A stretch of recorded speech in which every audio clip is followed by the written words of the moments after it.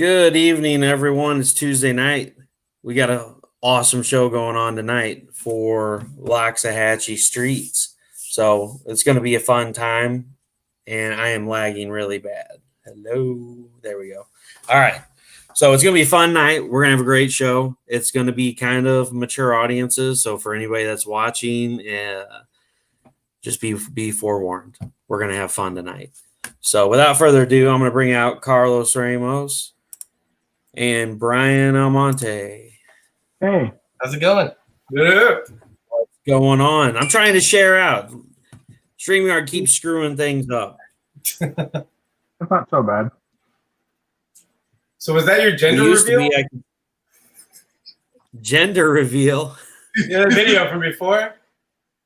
Your intro video? The explosion? Huh? No, it was just that was on the 4th of July. I thought it was a gender reveal. Yeah. Oh no. That would have been awesome though. Half of California burned down for a gender reveal like that. So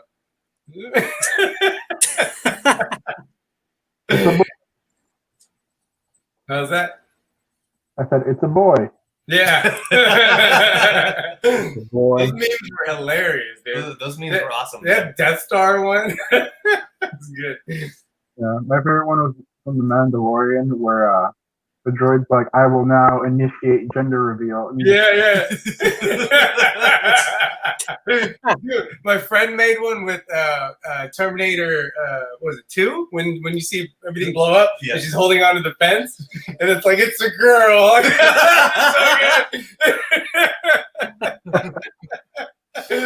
Oh man. Yeah, that's weird. How What's always funny too is the one where you see the guy, he pitches the chalk ball and the wife hits it and smokes him right in the nads with it. Oh shit. nice. Oh my God. Whoops. Yeah, it happens. So what's up, dude? Not much, you know. So what's going on, guys? You know, hanging out. Vibing. Just got off of work. Everybody's just like scrambling off. Yeah. Work. Our friend Nick, he can't be here quite yet because he's still with the customer.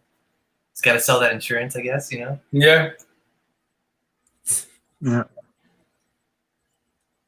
But here we are. Don't mind me. You guys can keep talking. I'm trying to share out. I have to individually share this out from outside of the video. Usually the inside of the video gives you the share option next to comments, and you can just hit share and then go bam, bam, bam, bam, bam, bam, bam, and you're done. Yeah. I have to do it from outside the video because it took that option away from me for some reason. Oh, that's all right. Boo. Well, Yeah. let's introduce ourselves then. I mean, I'm Roger. I'm one of the writers. This is Carlos, my partner. I'm Carlos. I'm one of the co-creators and the artist, illustrator, pencils and inks, more specifically. Brian? Yep. I'm Brian, the colorist. Yeah, and we do a comic called Loxahat Streets, and I'm glad you said the name right. Thank you for that. It's a bit of a tough name for people that are not used to it, you know. But yeah, I'm used Loxahat to crazy names. Yeah, that's true. But yeah, Loxahat Streets is just basically a comic about like kind of based on my life and the co-creator Nick, who's gonna come in a little later. And it's based off of our lives and our experiences being pretty much party animals in real life, you know? So yeah, we literally made ourselves animals in this. Pretty much a testament to their high school. Yeah, pretty much a testament to like... First of all, here's the sloth. Well, the sloth is based on me. Yeah.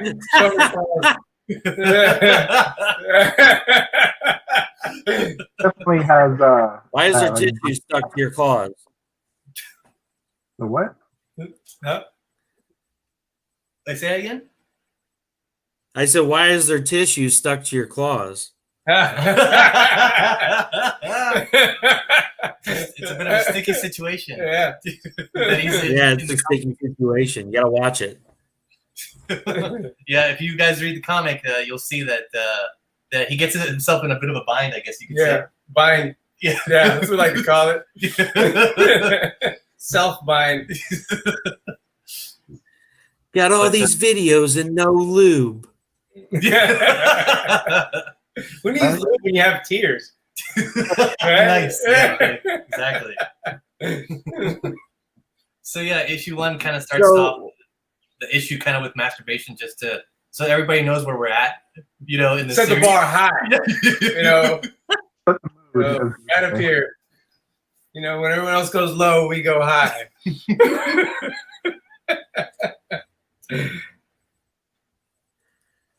So when did you guys find, so you guys had talked about, and I watched one of your previous videos before, and you guys had said that you guys had all these crazy stories from your time in Loxahat streets, and that you thought about how funny it would be to actually do something. So what was the actual motivation that got you guys to go, hey, let's just do this and put it out there and see what happens? Well, Nick originally just wanted me to randomly draw all of our friends as animals, basically, because back in middle school they used to make fun of him for looking like a baboon, basically. So you know, he's like, all right, let's make everybody animals and see, like, let's see how everybody looks as animals. And I drew it all, and we did our first group shot. I had Brian color it here. And once we did the group shot, Nick is like, all right, man, we should do something with this. Can we do an animation or something? I'm like, look, if you want to do like a full product quickly, I think a comic is the way to go. Plus, I want to do comics. Like, comics is like kind of my dream. So let's do comics. And he's like, sure, let's do that. So, yeah, after we decided to do a comic, I contacted Roger and Paul, who are the writers. And we, you know, started getting shit going. They're the funny men. So, so I needed some good comedic writers to jump in, and we just, you know, we off from there. So now, how much of this is like 100% true material, and how much of it is just like made up as you guys go? Dude, I mean, it's like, what is it, like 80-20? No, because I mean, you know, just for like variance, as long as the story is smooth, like we'll keep whatever is real in there. But if it's not smooth, we'll have to like change something or combine two people into one character or something like Usually that. Usually the arcs are what's real, right? The arcs themselves are pretty much real, and the arcs are basically the chapters 1 through 3 in this case, right? Yeah. Those are like the complete arc. And the arcs are usually real, but the little details within them can sometimes be manipulated a little bit. But it's like, it's not 80, you know, it's not 80. It's like more like 70. 75. Maybe. Yeah, 75. Yeah. You know, So the it's like chronic 75. masturbation, that's true, right? I mean,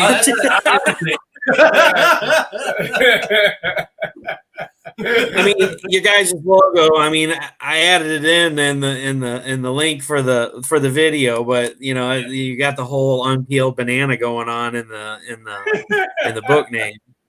Oh yeah, that was Nick's idea. Yeah, that was an idea from Nick. He wanted a little bit of spice in the logo there. So yeah, that was a good idea though. Yeah. It kind of represents the raunchiness that we're going for, you know. Yep. Like Jack Napier. Is that your Facebook? What's up, man? How's it going, Jack? That's cool. Who's that? And don't worry, he didn't forget you, somebody. Brian. Oh, somebody's joining in? Yeah, no problem. He's commenting on Facebook. Oh, Yeah. Jack Napier is actually my Yelp name. Oh, really? Yeah.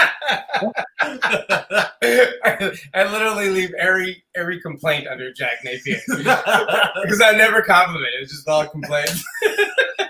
Oh my god. Hey Ed, what's going on, buddy? What up, man? So yeah, man, like that's basically the impetus of the story. It's just like we wanted to see everybody, all our friends as animals, and then we're like, what can we do with this? And let's go and do it. And so right now, you know, we're in the middle of issue 2. I've colored 4 pages, and Brian's colored about 3 or 4 as well. And we're basically, you know, we're almost there. We'll probably be done sometime around next week, and we'll announce pretty soon the official release date for it, and probably like in a couple of days. Nice. So yeah, we just got to get together and find a concrete date for it. Yep. So that's chapter 2, and then chapter 3 will come probably sometime at the end of December or in the beginning of January. And then once that happens, we'll Now you finally guys gonna say that again. Sorry. No, sorry, I didn't mean to cut you off. I was gonna say, now are you guys strictly gonna keep this as like a webtoon, or do you guys, plan on down the road doing, printed copies of it? What is your end goal with the series? So these three chapters are going to be consolidated into one single issue, and we're going to release it sometime around January or February. So a printed copy of this. We'll get that Kickstarter going, and then we'll see, and we'll try to get it printed out. We'll try to get it distributed out and everything, and hopefully it does well. We'll see, but we'll do that Kickstarter sometime in January, and then we'll do printing of it, and we'll do little extras in there too. We'll have little shorts that we'll probably include in there as well. Little extras and stuff that if we meet if we meet certain goals, and little prizes and things like that. But yeah, I mean, everybody should stay tuned for that. We'll definitely get that going. Oh yeah, that's gonna be good. Yeah, the good Now stuff. everybody always asks you about the book and information about the book. I'm more interested in hearing about Loxahatchee Street. So what was it like to grow up in Loxahatchee Street? From prior broadcasts, I heard you could sneeze as you're passing through and you'll miss it. That's about the gist of what I got. That's exactly it. It's a pretty small area. Yeah, it's a pretty small area, and like back then it was very isolated. There was there was barely any like stores or anything like that. It was just a bunch of houses. There was like maybe 3 houses per street, and then you go to the next street over and there's like 3 houses, and it's like a bunch of empty lots in between, full of woods. So you could go into the woods and do whatever the hell you want. Like as a kid, that's like a math. That's true. But like as a kid, like that's kind of a dream, right? Like as a kid, you just go and play in the woods and have fun and do whatever you want. Like ride your 4-wheelers, do whatever. Really? Yeah, that's awesome. Yeah, one time we rode a 4-wheeler into a huge ass anthill, and then the ants came all on top of us, and we fucking booked it, right? We fucking jumped out of the 4-wheeler and started rolling around on the ground and shit. Like it was fucking crazy. The 4-wheeler hit a tree and shit. So are we talking? We should go out there. We should go out We there. should film a whole live action trailer in furry costumes and Loxahatchee. We should do that. I keep trying to pitch the furry costume idea, and they just won't get it. It's been like a year. Just get with it. I know Nick wants to do it. Yeah, it'd be amazing. So are we talking like regular ants, or are we talking like fire ants, like you're getting bit and stung all over? Fire ants. It was pretty harsh. I mean, there's ants in Loxahatchee smoke cigarettes, right? No, so in Florida, yeah, kind of like the cockroaches. Yeah. In Florida, we from that one show that got the knife. He's like, "I'll cut you so bad you wish I never cut you." Dude, like in Now you got Loxahatchee, ants with, a Glock 19 hanging out, smoking a cigarette in his anthill, and here you guys come rolling up in your 4-wheeler and you hit the mound, and they're all like, "Man, you done messed up now, Holmes. Yeah, I'm gonna bust a cat." Dude. They probably weren't even they're like, yeah, we're gonna make them crash into them. We're gonna take their 4-wheeler. Oh my god. But yeah, I'm gonna see it. Episode 2, The Revenge. You guys are gonna go back with some pyrotechnics, and you're gonna end up burning the woods down, trying to melt the anthill. Yeah. But yeah, man, those ants are nuts, dude. They're gangster as hell. Actually, we used to have black ants in Loxahatchee, and then the red ants came and just took over. I haven't seen black ants in years. You guys have any Mexican ants? No, we don't have any.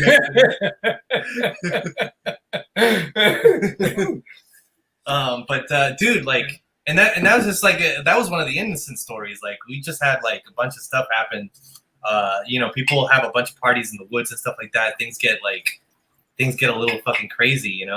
I don't even know. Sometimes we find I think Nick said he found some sort of fucking skeleton or some shit. What? Yeah, he was walking through the woods one day at night because he wanted to visit a girl, because that's how you do in Loxahatchee. If you want to go visit a girl, you have to walk in the middle of the woods at night. Jesus. Yeah. Because there's no lights. There's no street lights in Loxahatchee, right? So you're walking in the middle of the woods at night. Just following fireflies and shit. There's no fireflies, dude. It's totally dark, dude. What did you say, Brian? I was saying, you're just walking through up a dirt road in pitch black. Damn. Dude, and you know how your senses get heightened when you're no, yeah. So we're just oh man, I don't know what's gonna happen. Yeah. And Nick's like, dude, I think I saw a dead body, and then they're like, nah, just keep walking, man. Keep your eyes on the prize. Oh man, dude, that shit gets fucking nuts. One of the guys who was it? Your buddy? Yeah, Danny? Danny, yeah. He's telling us about a story that they walked 3 miles to grab this girl's titty. Yeah, because they were relatively young. So Yeah, because they weren't having sex. So I'm gonna go grab a titty. Yeah. Let's go. So they walked 3 miles through like pitch black, and they get there and the girl's asleep, right? So you can't even grab her titty. It was such a good story. I was like, we're totally turning it into like one of the chapters. That's a real boomer story. Huh? It's a real boomer story. Like back in my day. Yeah. I walked 3 miles to grab a titty. 3. There was no. So what you're saying is Loxahatchee Streets was divided. You had Loxahatchee Streets, and then you had the fornicating woods that ran concurrent Yeah. with it. Yeah, pretty much. It was a lot of houses that were just like spaced apart, you know. So everything was just really far, you know, wherever you needed to go, especially if you didn't have a car. You know, Yeah, I you live. gas. You had to drive 45 minutes away. Yeah, From your place to get What? gas. Yeah. Jesus Christ. yeah. So There's a lot of people like having to get these gas cans because. How did you leave there? Dude, I don't even know, man. Get on a horse and get on a plane? Next it's time. small. It's small in the sense of like, you know, like a community, but it's easy for you to get lost there if you don't know where you're going. You did need a golf cart. You're right. Thank you, Danny. Is that Danny we were just talking I don't about? think that's. No, I don't think that's the same Danny. Yeah. So many Dannys. Oh man. Yeah, so Anyway, what I'm interested in hearing is there any stories where like you guys had parties and somebody got blacked out drunk and passed out and you guys just decided to cover them in honey and drag them over by one of those anthills? I mean, what kind of crazy pranks and stuff did you guys pull on each other? That's the kind of stuff that ends up happening when you live in a small community like that and there's really not much going on. You guys just come up with some crazy outrageous off the wall pranks and everybody's always trying to best each other. The only one I know of you guys did, he got kidnapped and got taken to Miami. No, oh yeah, just like in the comic, that actually happened. I got kidnapped and taken to Miami for sure. Like that was our friends like just knocking on my window and being like, "Come on, man, let's go out." And I'm a nerd, right? So like I don't have the parties. Nick is the one that has the parties, so I can't wait till he comes on to tell you his stories. But basically, so they're like just like knocking on my door, on my window, and I'm like, "Dude, I don't want to go out, man." And they're like, "Dude, we're forcing you. Let's go." So so that night I went to Miami and stuff like that. But in terms of crazy stories, there was one time that like a friend of mine just brought over like I think it was an AK-47. He's like, "Let's just shoot this off in the middle of the woods." Where did he get it from? Huh? He's like a gun collector. Oh, Yeah, this is in high school. And he had guns in high school? Yeah, he had a bunch of guns. Like either him or his dad was like a gun collector or something like that, and he had a bunch of guns. He's like, "All right, let's just fucking shoot this thing." And I'm like, "Okay, let's do it." Yeah. So we went in the middle of the woods, and immediately the fucking cops got there. Oh. Yeah, and They were shooting it with you? He's like, and they started shooting with me. No, dude, I wish that's how the story ended. Nah, he's like, "Get the fuck out of here, guy.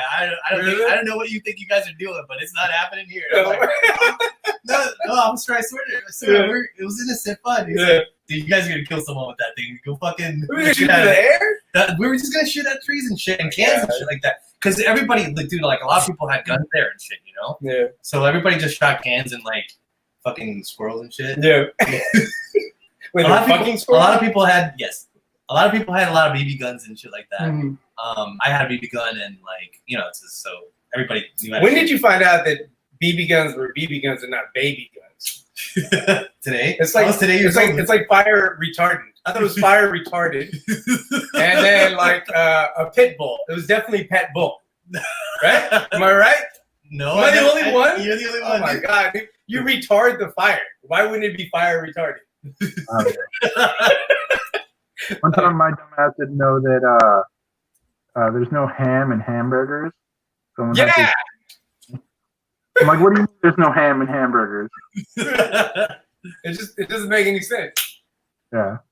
Wait, what did that last say? He said he should have Russell help us with any explosions we want to have. There we go. Yeah. Kaboom. Which, yeah, for sure. There was a lot of people with pyrotechnics out there as well. And it was a lot of fireworks going off all the time. fireworks or gunshots. You just I didn't know. can't really tell. It's like Mexico. It's like it's Christmas. Either someone's getting shot or like it's fireworks. You know?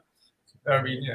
Oh, Yeah, man. that or finding an alligator in your See, backyard. Danny, that's when they saved the fire ant bombs. So they took Ziploc bags and they lured a bunch of fire ants in it, and they just kept them on them at all times. So when the cops came, they just threw them and like, Jesus Christ.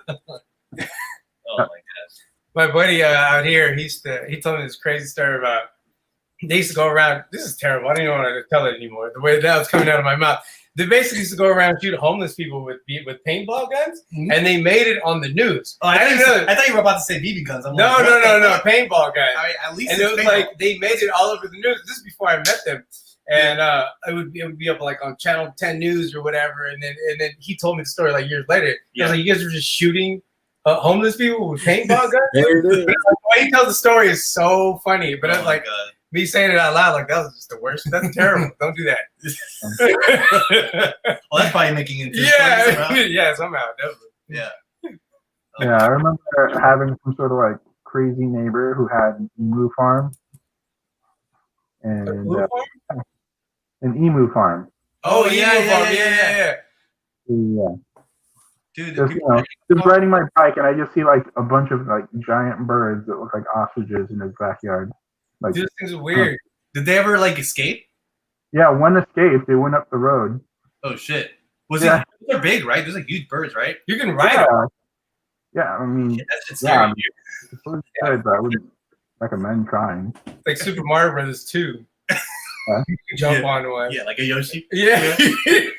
That's great. They're like raptors. The faster than Yoshi is what you said? Oh, you ever seen that beta version of Yoshi that was recently released? No. Please Yeah, so some hacker got a hold of like Nintendo servers and they like leaked a bunch of design documents, and Yoshi looked kind of creepy in his first like incarnation. He looked more like he had very like long, slender limbs, and he was like way taller than Mario. He looked like an actual raptor. Oh man, I want to see that. Yeah. Please find that.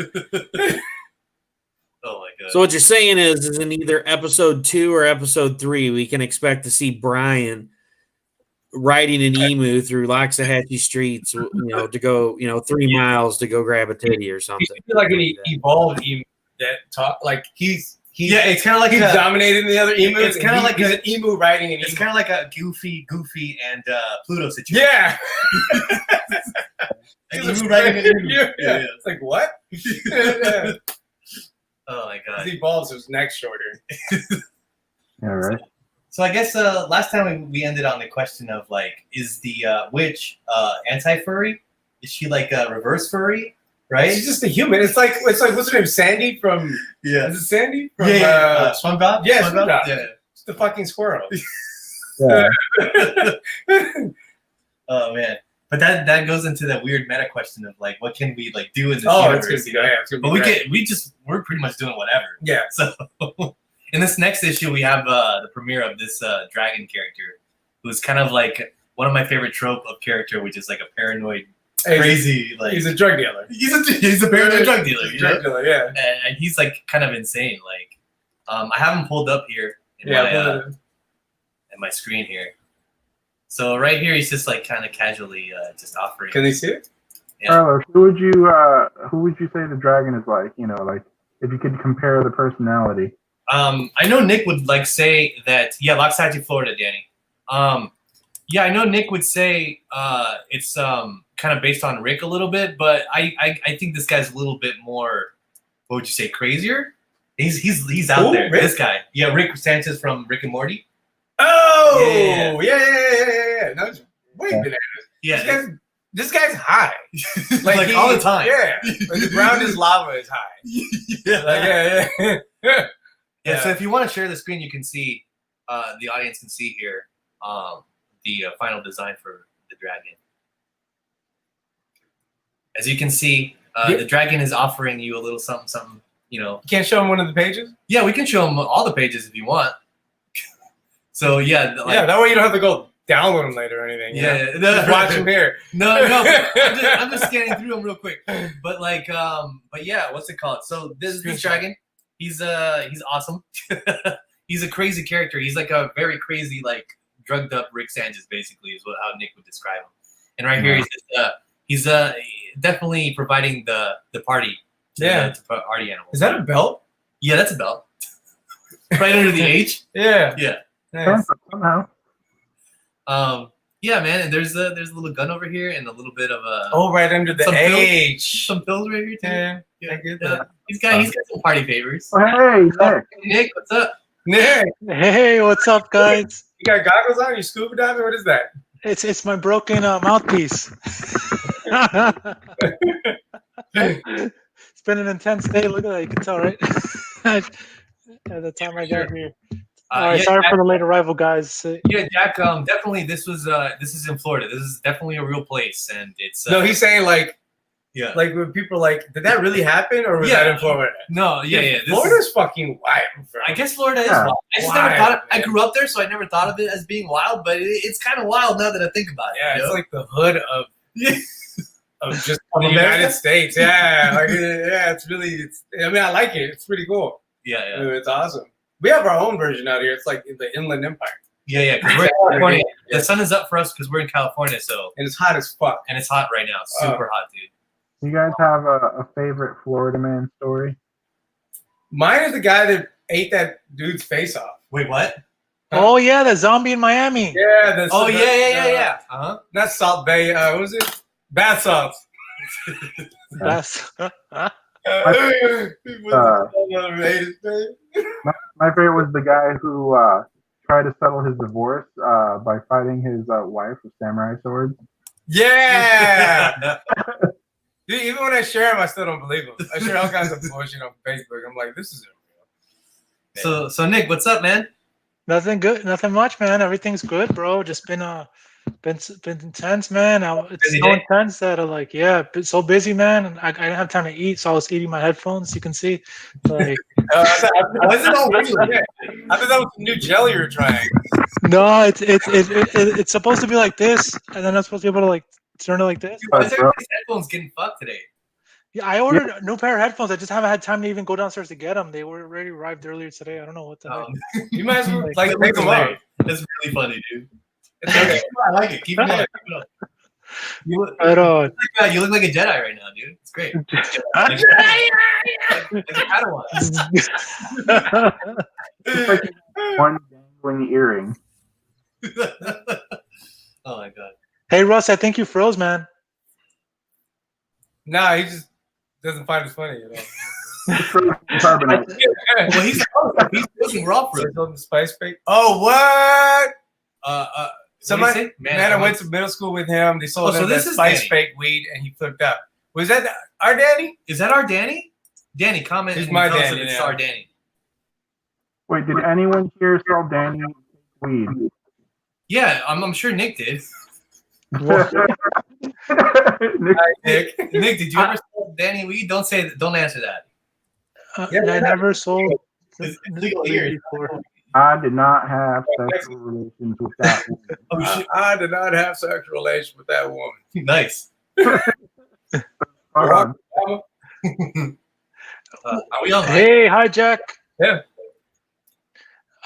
So Danny's from California, or is he from Florida? What was he saying? I went to middle Danny, school with I think him. that's our Danny, dude. Our Danny? Okay, Danny Morales. Yeah, I think that might be. Yeah, It didn't say Danny Morales. it didn't, but it might be just a screen name. I don't know. Wait, is not the name of like He's saying he got like sold someone like he knows someone that sold him weed, right? No, he went to the guy that ate that dude's face off. Oh, what? Wait, was it the dragon? Was that? I smoked spice, and it wasn't that bad. No, you didn't. Oh no, man! I've seen somebody on that stuff, dude. They look possessed, bro. Literally. Okay, so I did bath salts one time. Okay, so we went to adult video, the convention, ADN, right? Yeah. And we were filming a bunch of stuff. We're like, taking pictures of porn stars and shit.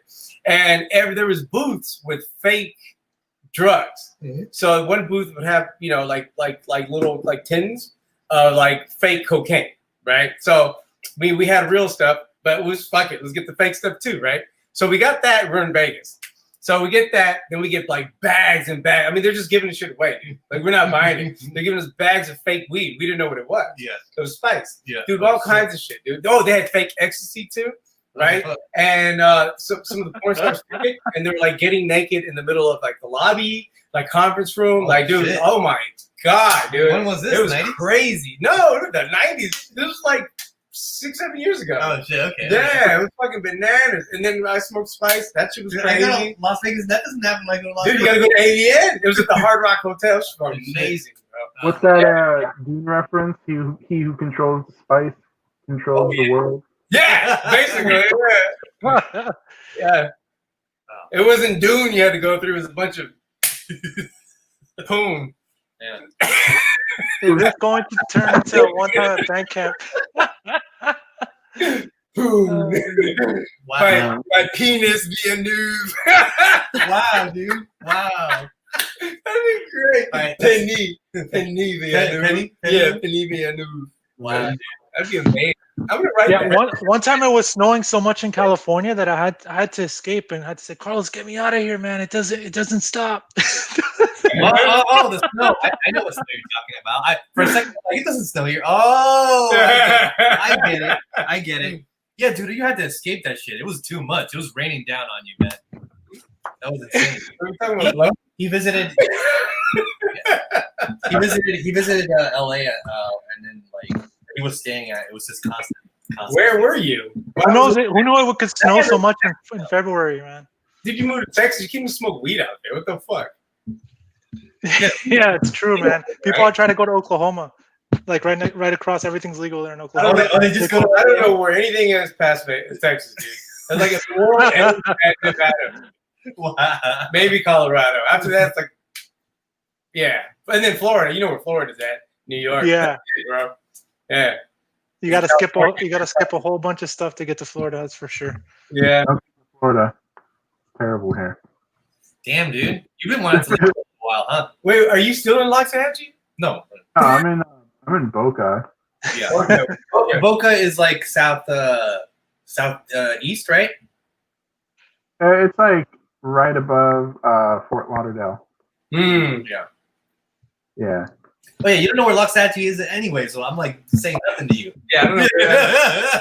Yeah, it's southeast of Loxahat, but you're like, where's Loxahat? Yeah, I don't know where that is. Loxahat is. I'm assuming it's northwest of Loxahat is Boca. west of West Palm Beach. Yeah, where West Palm Beach is. No, where It's Epstein north of lives? Miami. Where Epstein lives? Yeah, yeah. Uh-huh. Oh, yeah. Palm Beach is where Epstein lived. Who bought aspirins with ducks stamped on them?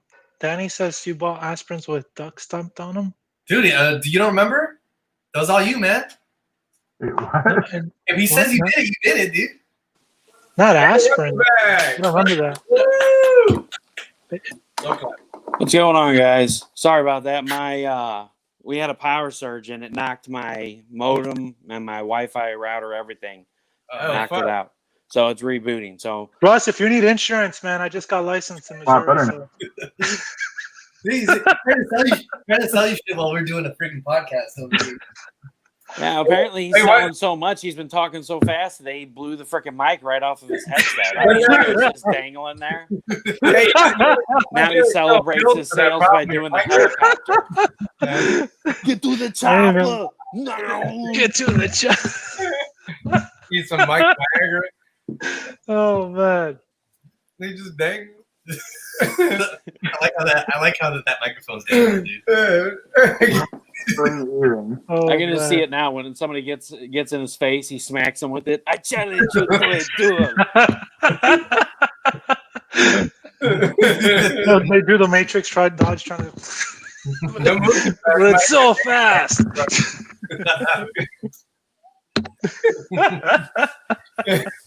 Oh my god.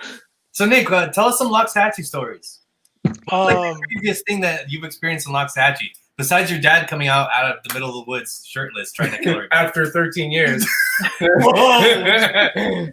There's no traffic. Loxahat.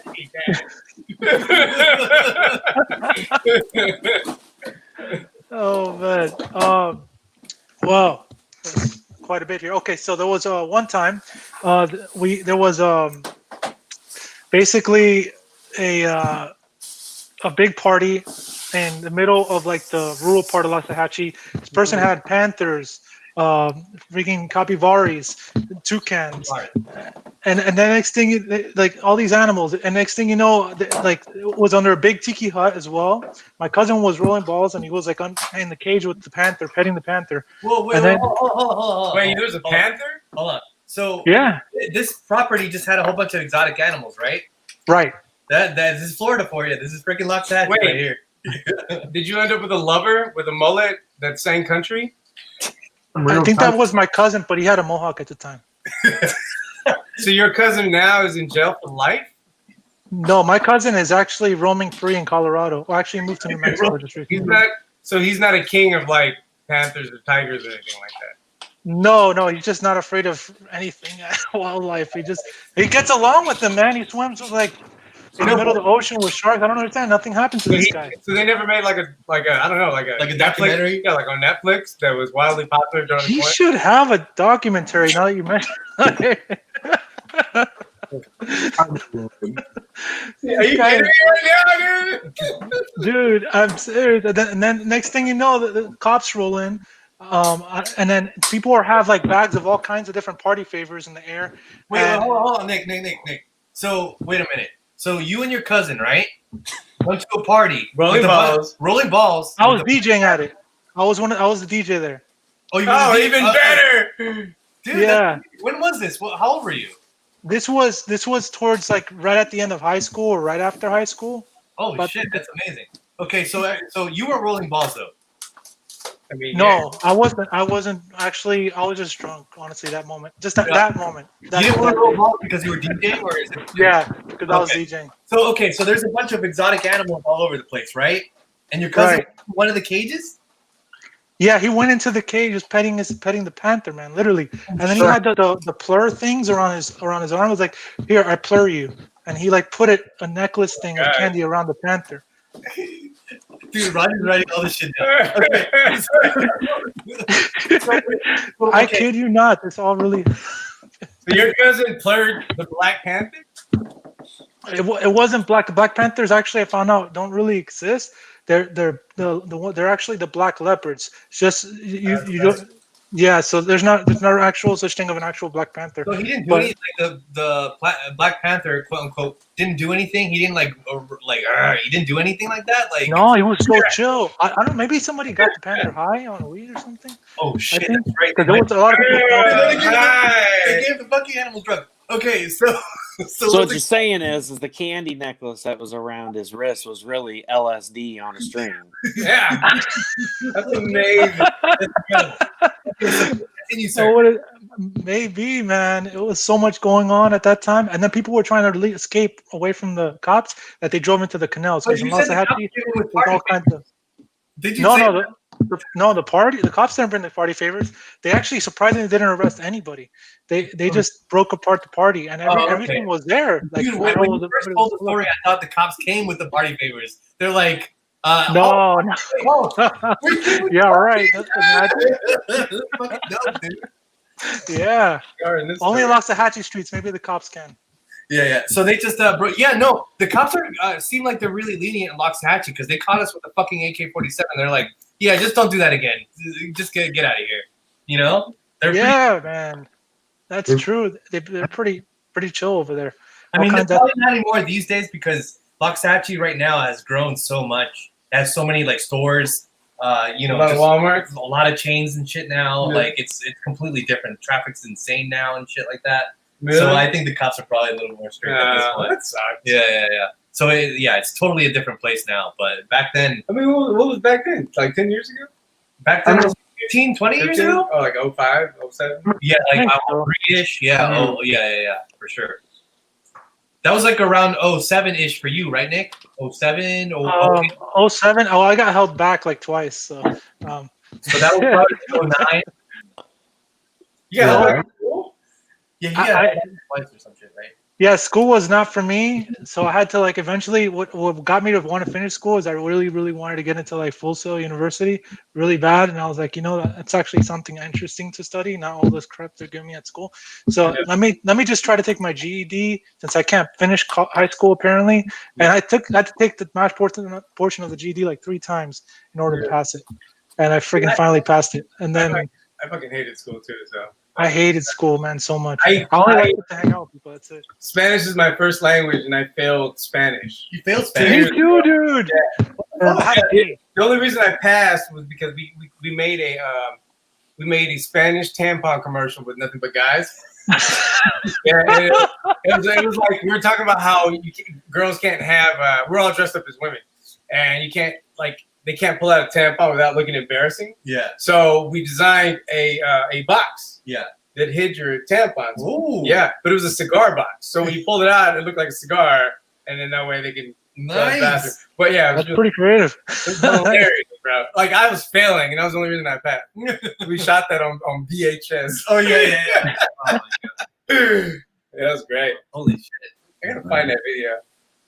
So Nick, Yeah. Are there any other crazy parties? I know not just in Loxahat, you had a bunch of crazy parties all over Oh Florida. yeah. So what ended up happening was my parents moved me out of Miami when I was like 9 years old or whatever. So to try to get me out of the craziness of Miami, because who knows where I would have Yeah, you brought the craziness with you. Fuck it. Yeah. Hey man, everybody brought craziness to Loxahatchee, that's for sure. Yeah. Man, he's an animal whisperer. Can't fuck with the dude. And talking about my cousin. We all had dresses on. So what? Oh, oh, it dresses. So I guess we're all gonna come in dresses next panel. Oh man. Anyways, why not, right? But what's it called? I moved over to Miami to find out what the heck the whole fuss was about. I wanted to see what I was missing out on, and the dragon ended up having a freaking party in Miami, and it was. Don't say the dragon's real name in this stream, sir. Of course not. That's right. Yeah, we have a contract. Don't do it. Yeah, that's right. Yeah, we can't. Yeah. Hey, there you guys go for the Kickstarter in January. There's you a stretch goal. You can release that video. Oh yeah, dude, you Dude, that would be released that dope. crazy video. Yeah. Which Come video? check out this video of us selling cigar. Oh, this one. Tampon. Yes, that's a good idea. Oh my If you want god. to see a crazy Vegas video, look up Sippin' Rosé on YouTube. Yo, we should put why don't we put the tampon box inside Loxahatchee Streets, man? Fucking trash. That's crazy. We can use the tampon box story for Loxahatchee Streets. We can use anything for Loxahatchee. That's the beauty of this thing. Yeah. Man. Yes, it is true. He's already Oh. breaking out a ton of shit here, man. Russ, what kind of animal would you see yourself as, or what animal has anybody ever compared you to growing up? I would see myself as a wolf. Ooh, cool. So would you consider yourself a lone wolf or a wolf in the pack? A lone one. Wait, So- for real? Yeah, no, yeah, that's the whole thing. Yeah. There are wolves that are like kind of kicked out of the pack and they're like roam by themselves. Is it because like something happened? It's because it's because something happened. Like they were like an alpha male and they lost to like a new alpha male or something like that. Yeah. Oh, various that's things sad. happen. I never knew that. Yeah. Interesting. But Well, I mean, a good way to compare it would be like to say, you want to do like you guys want to do this project. yeah, And you guys are kind of like lone wolves because you always have people that say, "Oh, you can't do this. You're never going to amount to anything. This is never going to be anything." And so this is like kind of like, that I guess why I would say a lone one because I don't have a pack now that stands behind me and is helping push me, but growing up it was, "Oh, you don't do that. You'll never be successful. Oh, don't do that. You need to get a real job." And so that. It sucks hearing that from people. You don't ever want to put somebody down and tell them not to do something and follow their heart. And that's what this channel is about. Is the inspiration of saying, "Hey, we've got these awesome stories, and we decided to make a webtoon about it, and and have fun with it, and share our stories with other people." And so, Yeah, and like everybody here, to a certain extent, has been a lone wolf in their lives. You know what I mean? So like, It's the artist's way. it's the artist. It's the artist. It is the way. This is the way. I mean, like This is the way. Nick for sure had like a lot of things growing up, right? A lot of like fights, a lot of like things going on in middle school and high school that like made him kind of a lone wolf. He had friends, but like a lot of the time he just had to make his own way. And now he's a successful dude in Texas, you know, making his way. Like, yeah, that's the whole way. Doing okay. Thank God. You're doing great. Oh, okay. So that's what I kind of thought it was. Hmm? It's the lone wolf, the one in the back. And then the wolves, when you're in a pack of wolves, what ends up happening after the wolf dies, one wolf dies, the other wolves eat that wolf. Do you think wolves do it doggy style or werewolf style, like wolf Shut style? the fuck up. Russ, what do you say, man? What do you think? I think we need a poll. We need a poll. We do need a poll. We should put a vote on that. That's good. What do you mean, wolfy style? That's that cringe comment. Oh my god. All right, so we have two wolves now. Yeah. The thing is, Russell, on chapter 3, at the end of chapter 3, we have a scene where we have to feature a bunch of characters, and in there we already got we got Pete as the what was disgruntled bear, and then we have Pops as the wolf with his hat on, and I guess you will also be a wolf, but with your hat on that you have. Oh, thank God. Okay. Pops is also The Chevy hat. Oh yeah, Pops is And also then- wolf, isn't he? and Pete's the brown bear. Pete is brown. And then Danny Morales is going to be a dog. Yeah, we have that written down. Yeah, we have it written down. Brian is going to be a raccoon. No, he's an emu. He's an emu now? He's a mystic emu. That's what I wrote. No, you're a raccoon. You're whatever you want to be, Brian. I have mystic emu. I have a big ass Mystic bag. emu. And that guy Jay is a kimono dragon. Oh, yeah, Jay, the Komodo dragon. A little bit Oh, I thought it was going to be a pigeon. but Yeah, you said a pigeon at one point. fly with it. Yeah, pigeon with Tim's on. A pigeon with Tim's on from New York. Hey, Russell, you know, no, if you want to switch it up, you could always make me a werewolf instead of a wolf. Because I mean, that's what I've always kind of been. yeah, it's a good obsessed with. idea. That's interesting. Yeah, let's do that. Yeah, I mean, that's kind of the reason why I said wolf anyway, because I've always been obsessed with werewolves. Like you that's should. cool. Here, I'll show You you. have any What, like comics or any properties, like any like creative things that you do with werewolves? I don't know where it's at. Russ? here, check this out. Ooh, Nice. Oh. That's dope. Yeah. yeah. Really cool. That's your tattoo? Yeah. Nice. That's awesome, dude. I like it. Did you do that tattoo or? No, I wish. Oh shit, that's pretty cool. Yeah. Yeah, I ended up getting it all the way around. Like it's. I've always been obsessed with werewolves. So there's the backside, Dude, that is dope, man. Yeah, that's dope. and there's the werewolf again, and then here's the other side. You got a Whoa, you got a village lot of on depth on fire your and like a tattoo. dead deer down here, and Yeah. I don't know why it reminds me of Castlevania for some Yeah, reason. that's exactly what I was thinking. yeah, Yeah, exactly. Castlevania. That's Yeah. pretty cool. Kind of reminds me of Jay Talbane from Darkstalkers. Oh yeah. From Darkstalkers, yeah. Ooh, damn. Sorry, getting a little nerdy here. Yeah.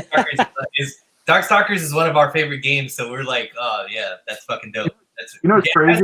It has a werewolf in it. It has a werewolf in it that like fights with nunchucks and shit.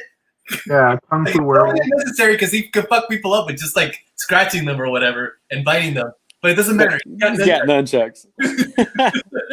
It's fucking hilarious. Teenage Oh, Danny Mutant says- Ninja Werewolf. Danny says he's going to be a. He says, yeah, there's no way I could be a dog unless it's a pimp dog like Snoop Dogg. Ooh, I like that. I like that. Yeah. You seen the cover of Snoop Dogg with the as a dog? I love that. That's a good idea. That's a good And we idea. haven't forgot his story either. He said he walked like a mile. No, or yeah, something we like told that. it. Yeah. Told it earlier. 3 Yeah, miles. Yeah, No, that's a legendary story. We gotta tell that one. yeah, we're definitely putting that one for the archives. Definitely put in there. Yeah, Um, for sure. There was by the way, I meant to tell you. So eventually, like, so what ended up happening was like I basically got my ass handed to me most of the time growing up, and everybody always, like, not everybody, but a lot of people picked on me and shit growing up or whatever. And then next thing you know, when I eventually got into DJing, and next thing you know, I was passing out flyers, right? There was like this girl that I liked at the time or whatever in high school, and she was like, she got the flyer, she looked at it, she threw it on the floor, and I was like, bitch. And then she was like, "But what'd you call me?" And then I told her, it's like, I'm giving you a flyer all nice and friendly, and you just throw it on the floor like that. And mind you, like every high school in the area is coming to that party, and I'm a high school student. I'm a senior, so it's pretty cool to be able to DJ with all these high schools there in one place. And so whatever. Long story short, I end up skipping forward to the party. Everybody's packed. All the high schools are there, from the whole area. And then guess who I see in the middle? Yo, you see that girl? That girl. And guess what ends up happening? What? I slow down the DJ set, and then they go, "Hey everybody! Apparently we have this girl who likes to disrespect the DJ, and she goes by the name of such and such." And so I'm going to share you a little something with you. You know about her. And I do a little scratch, and then I go, oh, you so. And then I bring in whoop whoop chicken whoop whoop chicken. I said that you so. And then everybody's like, oh, with their hands out like this. And then next thing you know, one of the bullies was like freaking twice the size of me, who knocked me out before and everything. And like everybody, like nobody messed with me anymore. Like everything was like. Well, let's That's back this everything. up. Wait a minute. So this guy is twice the size. You knocked you out. Wait, we Not gotta that go back same to day. this. Not that same day, but it happened before. It happened before. So what ended up happening was we had one fight one time, and then next thing you know, I don't know if you ever want to make this guy a character. I have to make him some big ass character. It doesn't matter. We can make up a different character that'll do it. You know what I mean? Yeah. You got knocked out by the green giant. We'll have the But what ended up, this guy sat next to me and telling everybody to take a picture before and after or whatever. And I would get off the bus or whatever. He ends up getting on the bus that he's not even supposed to be on, just to try to make my life hell. And then I'm like planning on stabbing him with a pencil. And next thing you know, I like black out by the time I come around the bus to cross the street. He comes up from behind me, and then he goes and he's taking off his shirt. I don't even know he's taking off his shirt. All I know is I'm rushing this guy because he's huge. I'm not giving him a chance. And luckily he was taking off his shirt, and I start rushing in, and then I'm punching him so much that he falls on his knees. He spits out blood, and then he's like coughing it out, and I'm thinking, okay, I'm done. That's it. So leave me, and I told him, leave me the fuck alone, dude. And then next thing you know, I turn around and walk away. This fucking huge shadow comes over from behind me. It's this guy, and I can't do shit because he's like so much bigger than me, dude. And he falls over me. He's so heavy. So and then next thing you know, this guy freaking starts wailing on me. I can't really do much because the guy is so huge. And then I should have kicked him in the face.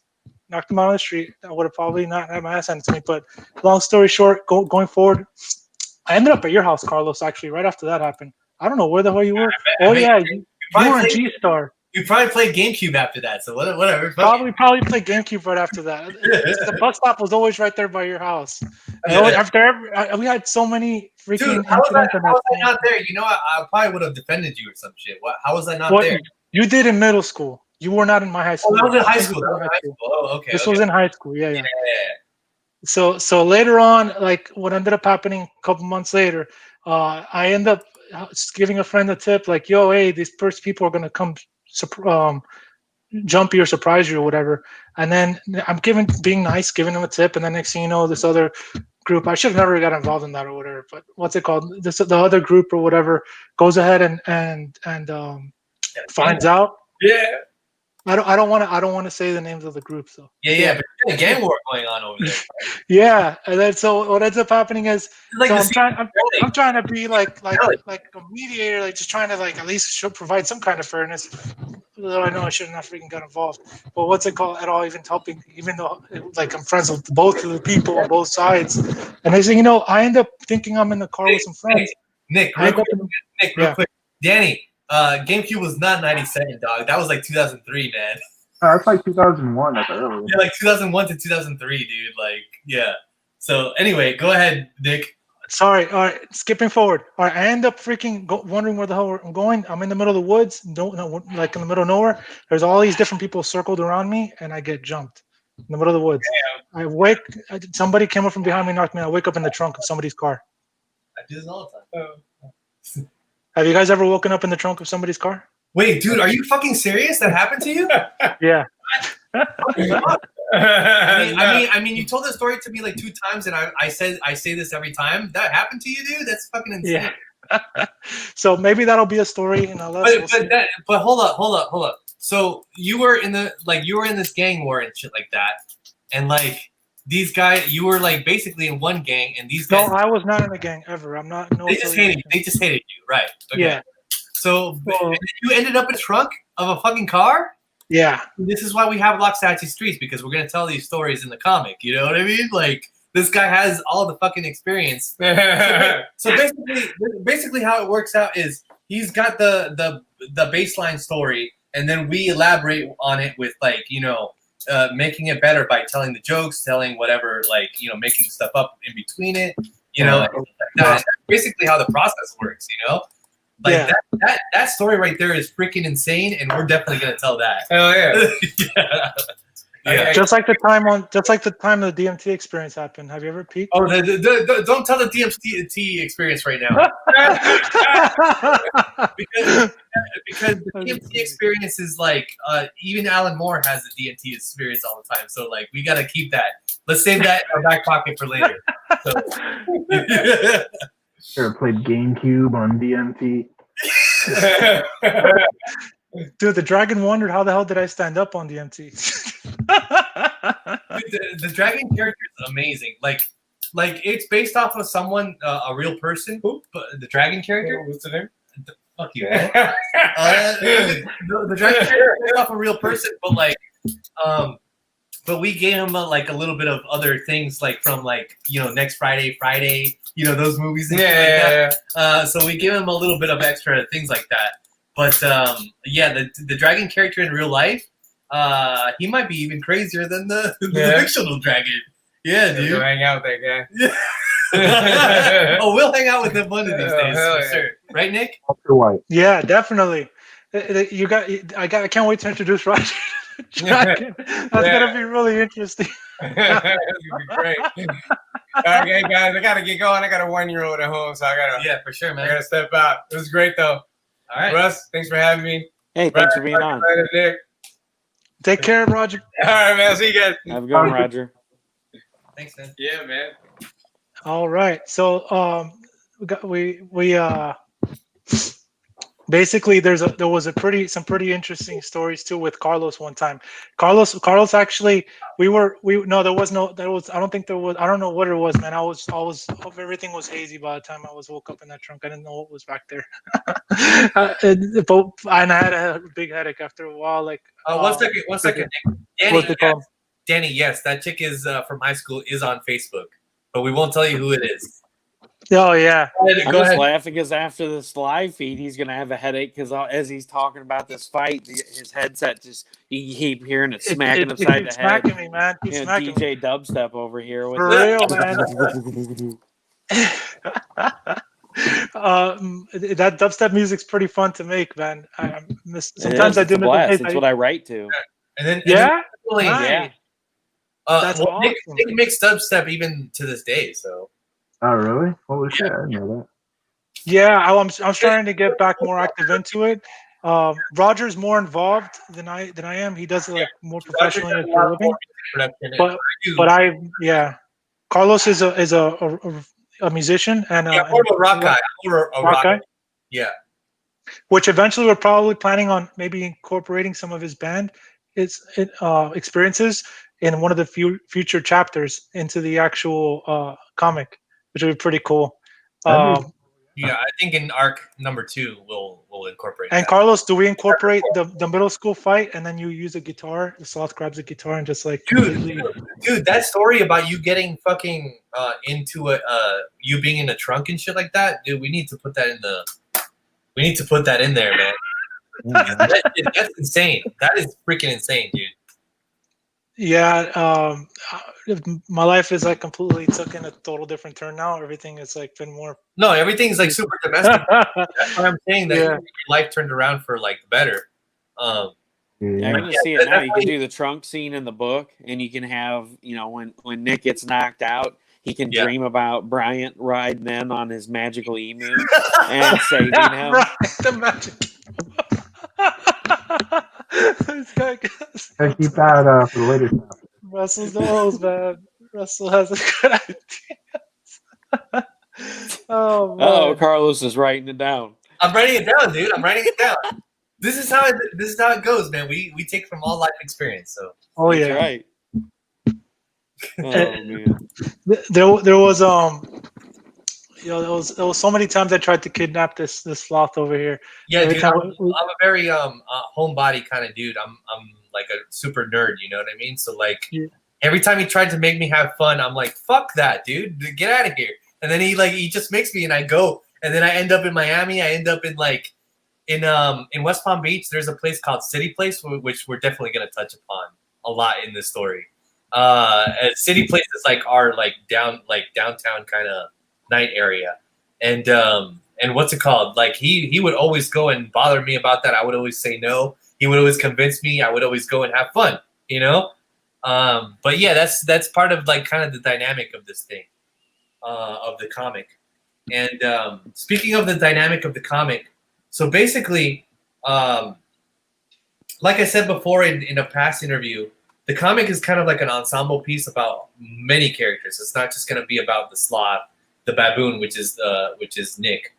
It's going to be about a whole bunch of characters and stuff. We're starting off with the sloth, and we're starting off with the baboon, but we'll eventually make it about like pretty much all like everybody that's met us. You know, an amalgamation of everybody that's met us here and there. So yeah, that's pretty much even a werewolf. even the werewolf. Yeah, eventually the werewolf is going to be in there as well. Yeah, we'll have everybody in there. So yeah, man, look forward to that. Yeah, that's pretty cool. I mean, that's an awesome concept. As you meet people and you go along, you can create stories and add people into it and, keep it alive and keep it going instead of just that's the problem with, modern comics. They like Wolverine and X-Men, they keep redoing these stories and then they kill them off and then they bring them back and here's a new story arc. But you guys have the idea where as you meet people and you talk about Loxahatchee streets along the way, you're like, hey, I'm going to include this in a book later on. And so that it keeps a fluid dynamic to the story because you never know who's going to be next, and that's pretty cool. I like that. Yeah, exactly. So so eventually we're just going to have, it's kind of like The Simpsons a little bit where they have eventually they have hundreds of characters, It's going to be kind of like But are that. you going to predict the future? So many characters. Good question. Once you get so many episodes, it's inevitable. You will predict the future at some point. So Yeah. Yeah, I was just hoping for like a backup story to the whole AK-47 story. I was waiting for you to be like, yeah, the next week, we bought this giant 10,000 roll of firecrackers and we took it out in the middle of the woods and lit it and walked off and waited for the cops to come. I'm writing that down. This is why these are the writers' meetings, man. Yeah. See, that's why I'm a writer. I come up with some crazy stuff, man. That's why I listen to dubstep because I love dubstep. It puts me in the zone and it's so energetic, and I can really get flowing, and I'm having a great time writing, and I really can't get that vibe from any other kind of music. Like I do it so I can drown out all the ambient noise and my wife doing stuff or my kids running around the house. I'm like, I need to be in the zone. I need, and people are like, oh, how do you listen to that? That would be more of a distraction. It's like, not to me. I really enjoy that. Definitely, and I'm gonna send you a dubstep song that I made that I was actually vibing to. It's a big one since coming across this. I made this a few years back. I would love to hear what you think about it eventually, Russell. Oh yeah, dude, send it to me. I'll listen to it for sure. Sweet. Yeah, I got all kinds of dubstep. Basically what I do. So and that's how I listen and learn new stuff. I get on Pandora and I'll be like, Skrillex. I'll put it in and I'll go to listen to Skrillex station for a while, and then I'll go to another one. And that's actually how I found the band Gunship. And if you guys have never heard Gunship before, definitely check them out. It's awesome. It's like a dubstep band. One of the songs has John Carpenter in it. He does the opening intro to it, and it's freaking awesome. Amazing band. Okay, That's, cool. that's awesome. We got to check that out. Definitely got to check that out. Yeah, it was just like Bryant an makes you do you like 8-bit music? No, Yeah. I don't. I mean, I dabbled into making like 8-bit music at one point, but I'm not like anywhere near the level of like Nick or like Carlos when it comes to music. The cool thing about this is that like also eventually let's say this becomes a motion picture, right? Like an anime, we would have an idea of what kind of music should go behind each character. So like for example, let's say the sloth appears, maybe it'll be some rock music, and then the werewolf appears with some dubstep. Me and Nick already. Bryant will be 8-bit. Yeah, that's amazing. Brian, we already composed the main theme, me and Nick. It's kind of like a reggaeton kind of style beat. Tribal house. Tribal, yeah. It's more tribal. Yeah. It's so we already composed that, and we'll definitely have that out sometime soon. You want to do the beatbox, Carlos? No, I don't want to do the beatbox live. Brian, can you do beatboxing? All right. It's like reggaeton style, so it's a do that do that do that do. You know? Loxahat. Loxahat streets. Yeah, and then it would have like all the sound effects of the fucking animals behind it and shit like that. But yeah. Yeah, you heard the sloth's mating call? No. Do it, Nick. What? It goes, Carlos, you know how to do it. Come on, man. I'm gonna laugh. He's gonna do it. The sloths are gonna come out of nowhere, and they're just gonna like freaking jump on them. So basically, it would be like, do that do that do that do that do that do Nikolaya do that do that do. You know, the monkey sound or whatever. And then you would hear Carlos Ramos, for example, the sloth. It would go. You would hear. Ah! Yeah, that's the sound the sloths make. That's it. That's it. I just want to know though how you guys are going to differentiate when you say the sloth is spanking the monkey. How we know whether he's spanking it or he's getting Nick. It's not like the sloth is spanking himself, man. That's if you read the first comic, you would know that. I did.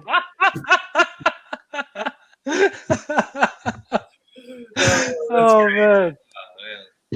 Dang. That's hilarious, man. And so it's like I don't know what the heck kind of sound a weasel makes, but we already have a weasel in there, so we'll probably just put random animal noises in there. I have no idea, man.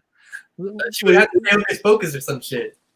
Hey man, you know what? As long as when you write my story and the werewolf comes in, he's got some like freaking some of those like cakes that you buy at the fireworks stand mounted on his shoulder like a freaking missile battery, and he's just blowing shit up with it.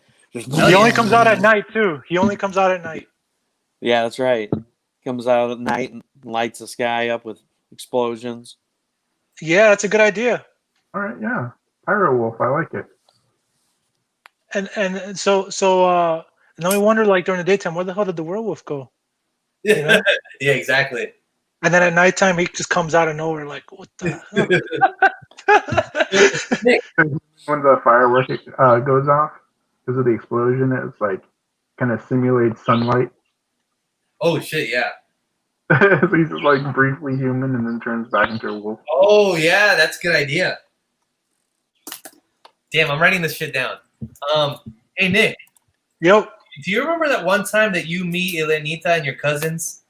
Oh yeah, we prank called Carlos. We were no. We were in the middle of the woods, and then like we were like trying to find haunted shit. Do you remember that? We were trying to find what? Haunted stuff, like haunted. You know, think they were haunted or whatever. Oh yeah, yo, the woods in Loxahat are pretty strange, man. Like they have like abandoned shacks and stuff with all kinds of like. Dude, you didn't find a dead body, did you? Like skeletons and shit? You didn't do that. No, actually, body-wise, I saw that one time on the railroads of Loxahat. What? On the way, like it's like a little bit away from Loxahat, going more towards West Palm Beach. There was a foot on the railroad tracks. Yeah. A severed foot. Oh, A severed. Oh shit! That's That was really weird, man. Like, Like a person foot? yeah. But was it decomposed already, or did it like look like? I didn't want to get close to it, man. I left. Oh, I I see. didn't want to be around that. Damn, dude, that's insane. Yeah, I like definitely walked completely the opposite way. You said you saw abandoned shacks in Loxahat, right? Oh yeah. It was weird stuff, and then when you go in there, I think I saw like witchcraft books and stuff in there, What? and there was like dolls, and I'm not even exaggerating. It was like, Oh yeah, you at first you see a bunch of kid stuff, right? Yeah. Like, and then you see these like old dusty books, and then there's like witchcraft stuff in there too. So they're using the Like, dolls to do like exorcisms or some bullshit. I don't know for sure, but I can tell you that and it was a small like shack, and there was like no house next to it. And the shack is like run down, or was it new? What was it? It was like abandoned and sort of run down. Yeah, pretty That's much. fucking insane, dude. It was, man. Yeah, It was pretty disturbing. Yeah, you never know, Danny. You know, it probably did get ate by a gator, and they just kept the foot so they could play football. Which got eaten by a gator on a 4-wheeler? Yeah. Damn, dude, that's insane. Yeah, for real, man. Yeah, dude, and the paintball parties that you had at your place, that was pretty cool, right? Oh, my favorite birthday was my 16th birthday, guys. I don't know, the cool thing about being in the woods like that, like we're in an agriculture area, is that like literally we had the CO2 tanks, and we all got to use we rented paintball guns, and all my family on both sides came out, and we just unleashed on each other. And I'll never forget, I tripped and I shot my cousin's husband by accident. Right on his ass, like right behind him, dude. I fell forward, so clumsy. He was on my same team, and I shot him in the ass, and he hurt him so bad that he jumped over the bunker, and everybody lit him up. Wow. Oh man, there's a lot of paintball stuff going on for sure. Yeah. Oh man, there's nothing better than playing paintball in the woods. I'll never forget the one time we had a huge paintball party, and we had, I think it was like 10 acres worth of woods we were playing on. So it wasn't like huge, but there was a lot of places you could go. And one of my friends was hunkered down and underneath the tree, and I'm like, what the heck is that? And, and I'm looking, and I set my paintball gun to full auto because I had one that had an E trigger on it. It's the M3 Black Dragon. And dude, I put it on full auto and just let it eat. And it hit the branches. And I finally hit him with one of the balls, but when he stood up, he was covered from head to toe in paint because it hit the needles of the pine tree, and the paint just exploded and sprayed all over him. That's awesome, man. It's hard to hit him sometimes in those woods with the the trees in the way. The paintballs are so soft. I mean, you hit anything, a leaf, pine needles, anything, and they just kind of blow. But it was hilarious. I'll never forget. He stands up and he starts squeegeeing off his goggles because there's so much paint on it. Yeah, you guys are pretty lucky, man. And good thing I didn't start in middle school and in high school, because everybody in Loxahatchee, they would play woods ball. They would freeze the paintballs, and they would shoot.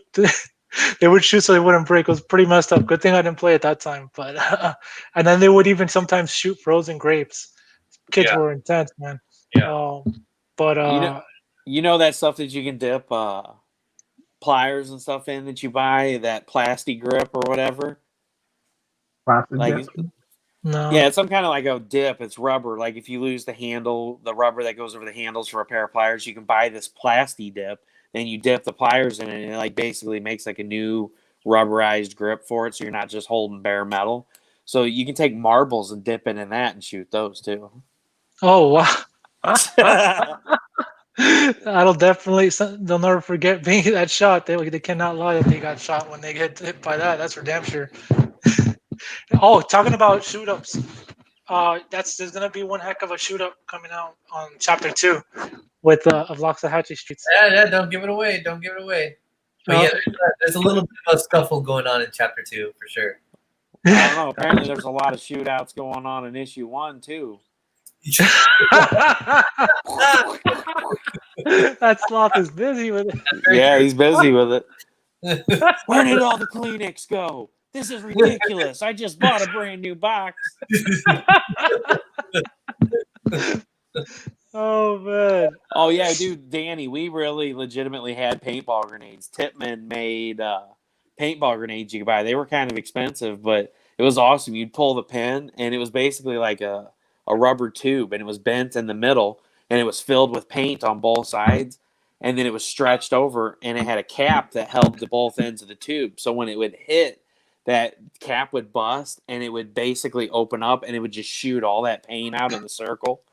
We had a that's blast awesome. with those. I definitely wouldn't mess with that.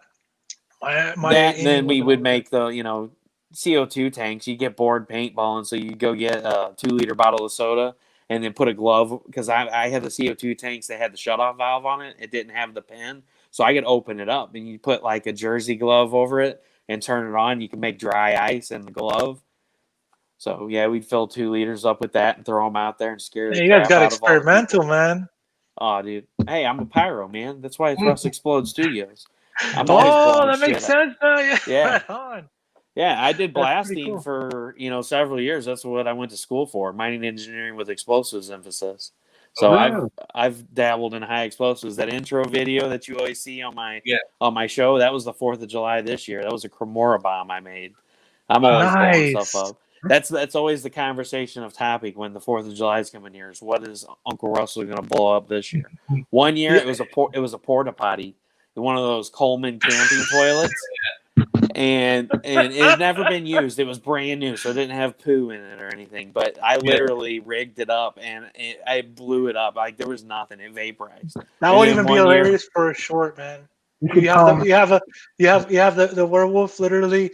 You see a porta potty explode and poop just goes everywhere. Then next thing you see the werewolf there just you should call the next Right. to the gender reveal.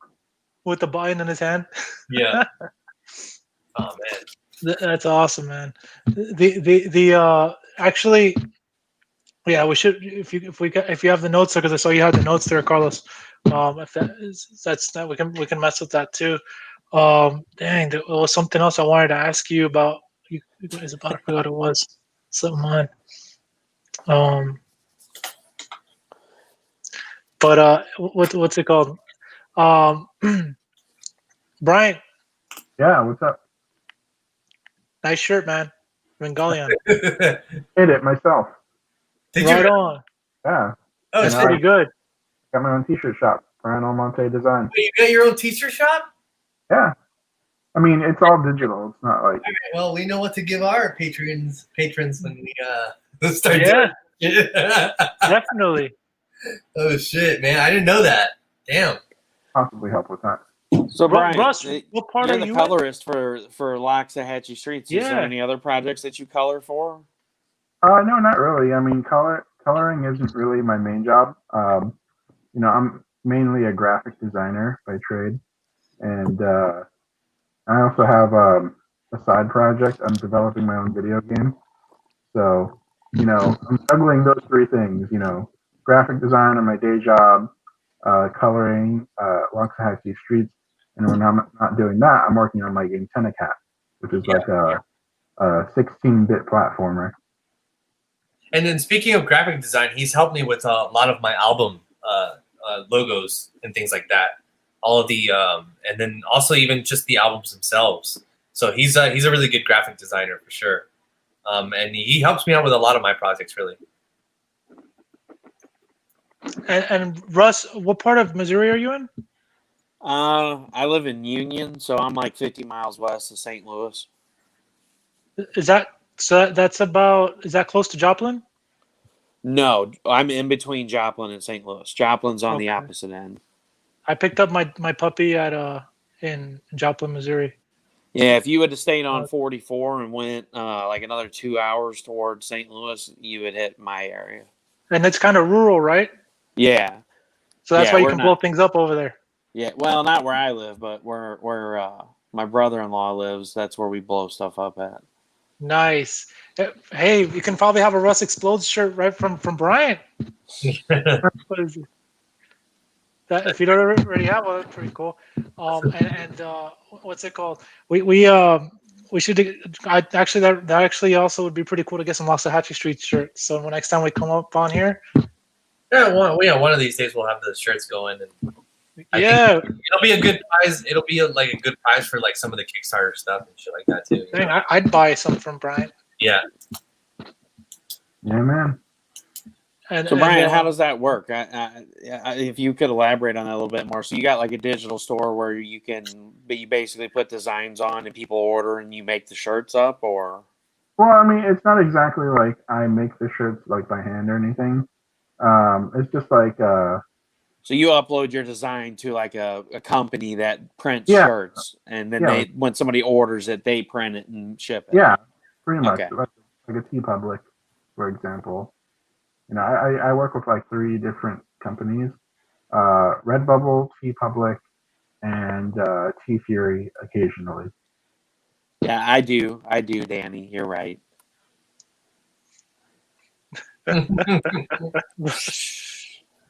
Neighbors get mad all the time. that's funny, man. And, maybe when we all go to the comic store in Florida, we can go have those shirts for them for when we go there, Yeah, and that'd be awesome, man. That would be pretty cool.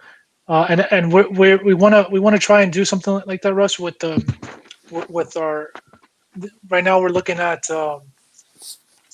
indie crowdfund, and to go, we're working on that now. We're going to do a video here for that very soon, and we're going to give away some prizes based on Carlos. Carlos has been writing it down too for like on different levels. Certain levels you'll get a shirt. On one level you'll get. Yeah, as soon as we start like doing those goals, hitting those goals, we'll start adding like extra pages on the book, little shirts, like whatever little extras that we can come up with to supplement the book. And then really like the big goal of this thing is like, yeah, we'll have the issue, and hopefully that gets funded. And then we'll eventually have the graphic novel with all the with a bunch of arcs in it, and then that'll be volume 1. So we'll see, we'll see. Hopefully we can get there, and I'm really hoping for it. Like we're working pretty hard to get this thing done by the end of the year, so we can have all that stuff going. So you guys will be crowdfunding your project in January on Indie Crowdfund? That's what we're hoping for. Yep. Okay. And you guys have some comic stores over there too in Missouri too, right, Russ? Yeah, but they're pretty far from where I'm at. Like the closest ones to me are at least an hour away. There used to be one in Cuba. Cuba. Carlos, you didn't tell me about Missouri. that. Yeah, no, there used to be one there, and unfortunately, I mean, the guy didn't do a whole lot of business. He had a pretty cool books and stuff. But he had a real small shop, and when COVID hit, the last time I went through there, it's gone. It's completely cleared out. So I guess it was kind of like the last straw. So there are a couple in St. Louis. Actually, when the comic store that I ordered from online came down for my son's birthday and hung out with us for the weekend, we went and checked out a couple of them. I had never been to them before. Yeah. And one of them was okay, but the other one was actually pretty cool. He had some neat stuff in there. That's but awesome, nothing too crazy. We only have maybe a handful of stores. Nothing special. Did you, and Russ, how many comics do you have out right now, or have you worked on at the moment? Have I? None. No. No. But you're writing. What are you writing right now? So, the project that's going to be kickstarting next month is Xeno Nanite Titan: The Fall Before the Rise. So this is a story that I've been writing for like 10 years. So it kind of basically life happened. My son had open heart surgery. All this stuff happened, and I kept putting off the book because I'm like, I'm going to do it while I'm at the hospital. And it never happens because, I got too much on my mind and I don't feel like dealing with it. So eventually I was just like, I'm not doing it. Well, this year when I found out I was sick in January, I was like, you know what? This is the biggest thing I regret is not doing my story. I spent so much time working on it. So February I started Russ Explode Studios. And, I didn't plan on doing live videos and stuff like this until I got with some artists. I'm like, hey, do you want to do a piece for my book? And I was like, hey, you want to do a live video so I can, promote some of the artists that are in the book and help, get them more work and just chat with them and get to know them. And Definitely. it turned into people going, "Hey, can I be on your show?" And I'm like, "Sure." So basically, what am I like writing. I'm not good at art unless you like stick figures. Um, I'm a Same huge with nerd. me, I'm man. like Carlos. I'm the person that doesn't like to go anywhere. I don't like to do anything. I like to hang out at the house and play video games, listen to music, watch movies, and write. And so the book that I'm writing right now, Xenonanite Titan: The Fall Before the Rise, is a novel. It's got chapter illustrations. So each piece of art that you see on my page is actually a chapter illustration. But I'm doing a 3-part trilogy as the origin story of Raziel Stevens to basically explain why the suit came to be, how he obtained the suit, what the suit does, how he attained some of the things that the suit's capable of doing, where, what. Well, here I can show you some of the piece that maybe Sure. my computer is up again. Uh, so it'll explain things like who this is. Nice. That's Okay. that's pretty cool. And Cool. so it's basically just a 3-part trilogy that'll open up for the comic book series. So eventually I plan on doing a comic series. And I thought, what better of a way to find somebody who, is either as an artist or they do lettering or, whatever, comic book layouts. And what a better way to do it than to write a story and find somebody that's as passionate about my story as I am, because I want Definitely. somebody that's going to be a symbiotic relationship. Like I said, in prior broadcasts, I want somebody that's just as enthused, just as amped about this project as I am. Because, you could have 3 people working on a project, and one person's like up here, and you got one guy that's kind of in the middle, and you got one guy that's down here on the excitement level, and it's going to show in the work. I want it to be Right. badass all around. I want somebody that's going to be like, dude, I read this story. I love it. It's freaking awesome. This is going to make a great comic book. I want to do it. And I'm gonna be like, let's work together, and that may not be what happens. I may have to find somebody, but we'll just see what happens. This is gonna be my first book. I'm putting it out. It's 200 pages. Like I said, there's 10 pieces of art. There's a couple pieces of art, like the one I got yesterday. I haven't opened yet. That's over there. I'm gonna use for stretch goals, but I'm pretty excited about it. I've written other books before. One of the books I mentioned the other day was Taking Steps on the Walk of Life. I wrote a story. It's about 250 pages, and it's kind of like a romance. And I didn't want it to be the first book that I put out, but basically what it's about is a guy that has a family. He ends up getting called in and could go overseas to like or Iraq to go to war, and he gets captured by the enemy, and his whole platoon gets captured. He watches uh, his mates get killed, and he ends up making it out of there, and he loses the use of his legs. And so, like the story when I wrote it back in 2010 was around the time the whole Afghanistan and the Iraq thing was going on, and you had soldiers that were coming home and they didn't have a home. Banks were foreclosing on their houses and taking them. They'd come home and, oh yeah, you don't have a house. And there was all this stuff going on. And so I kind of wrote this story to elaborate and show people, hey, this is the kind of stuff that happens. This guy went to war.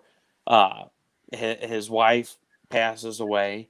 The kids go to the state custody. He comes back home and he doesn't have a house. He doesn't have his kids. And his legs get screwed up from the torturing and stuff, so he can't Wow. walk and can't get a job. And so it's basically like, hey, look at this. This is what's going on in our country right now. Yeah, it's true. The soldiers come home. They're missing limbs. They can't get jobs, and there's no support for them. And so that was the first book that I actually wrote, was that book. But this is kind of like the big project that I'm like, this is gonna be badass. This is what I want my first project to be, to show off my writing capacity. And I, so, li- I like how you go straight into it. You go straight into like the feels right off the bat like that, and I know you don't give it right like everything up front, but you start going more into it, and that's that in a way that's we're trying to eventually go in this direction like that. Like not exactly what you're doing, of course, but we're going to like the drama and kind of Carlos, what would you would say like the basically the drama side of Loxahatchee Streets, but at the beginning we're trying to. Of course, it's. It's a Go little ahead, Carl. like yeah, it's a little bit like I guess BoJack Horseman kind of did it, but it's basically like eventually you'll get a little bit of the drama. Even Rick and Morty does it, you know. It's like a lot of comedy up front, and then eventually you'll get a little bit of the drama. Right, and I like how he mentioned how he like it. You get like a message inside, you know. Yeah. Into what he's doing. So eventually we plan on having. So we're not to take your message, of course. Russ, that's yours to share it there. Nice art, man. Danny said he wants me to show you his art. So this is Steph Wilson, one of the artists. He does a You Can Draw, and the first thing that they did on You Can Draw was doing Deadpool, and so I turned it into Steph Pool, and I started making a weekly comic out of it. And so for Naughty Fairy Stripper Assassins, I was like, I'm gonna make Steph Pool into a cosplay cover. You drew that? Whoops. Yeah, I drew that. That's pretty good, man. And Nice. then this was the other piece I drew, and I was actually really proud of this one. One of my friends, his daughter, really likes My Hero Academia.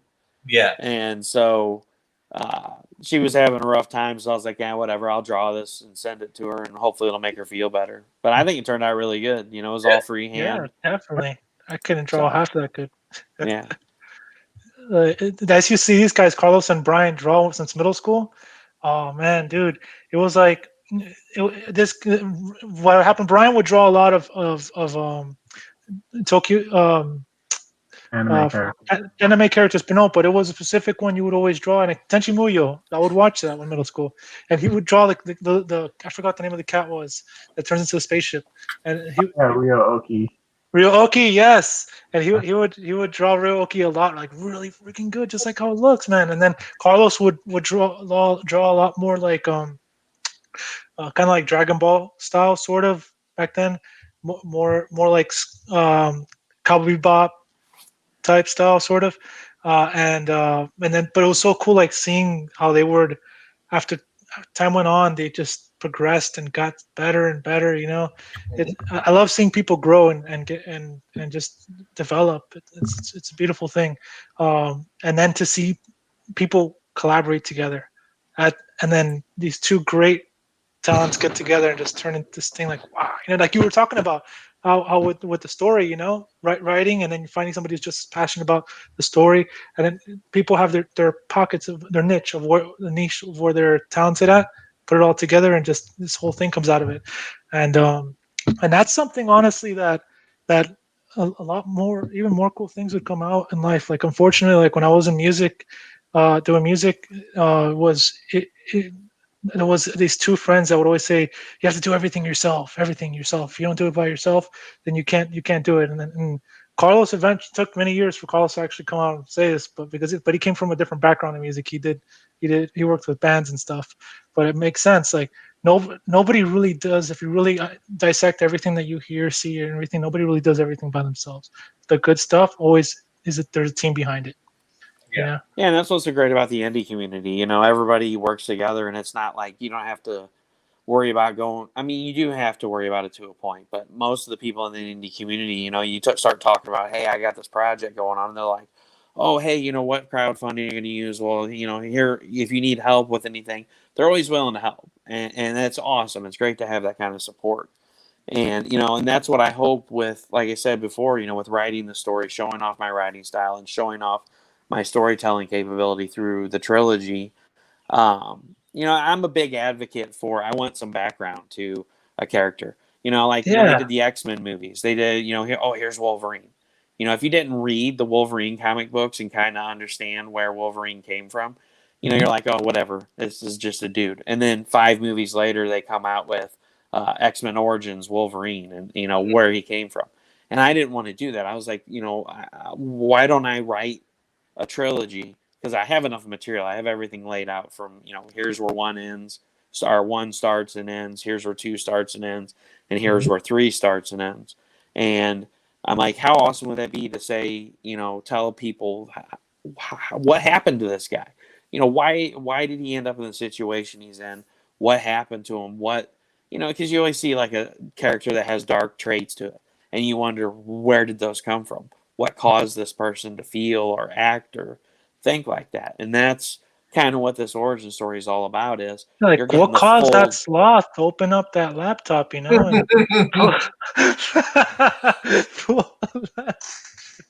Yeah.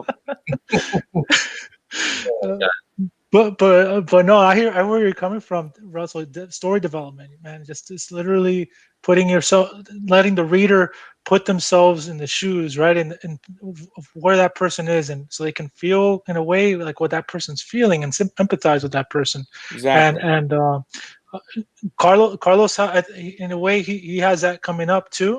Of course, it's came off in a raunchy way. At the end of this kind of raunchy comedy. I mean, who hasn't opened up the laptop before, right, Carlos? Yeah, I thought of it as a relatable thing, So I just like, Yeah. all right, everybody does this, right?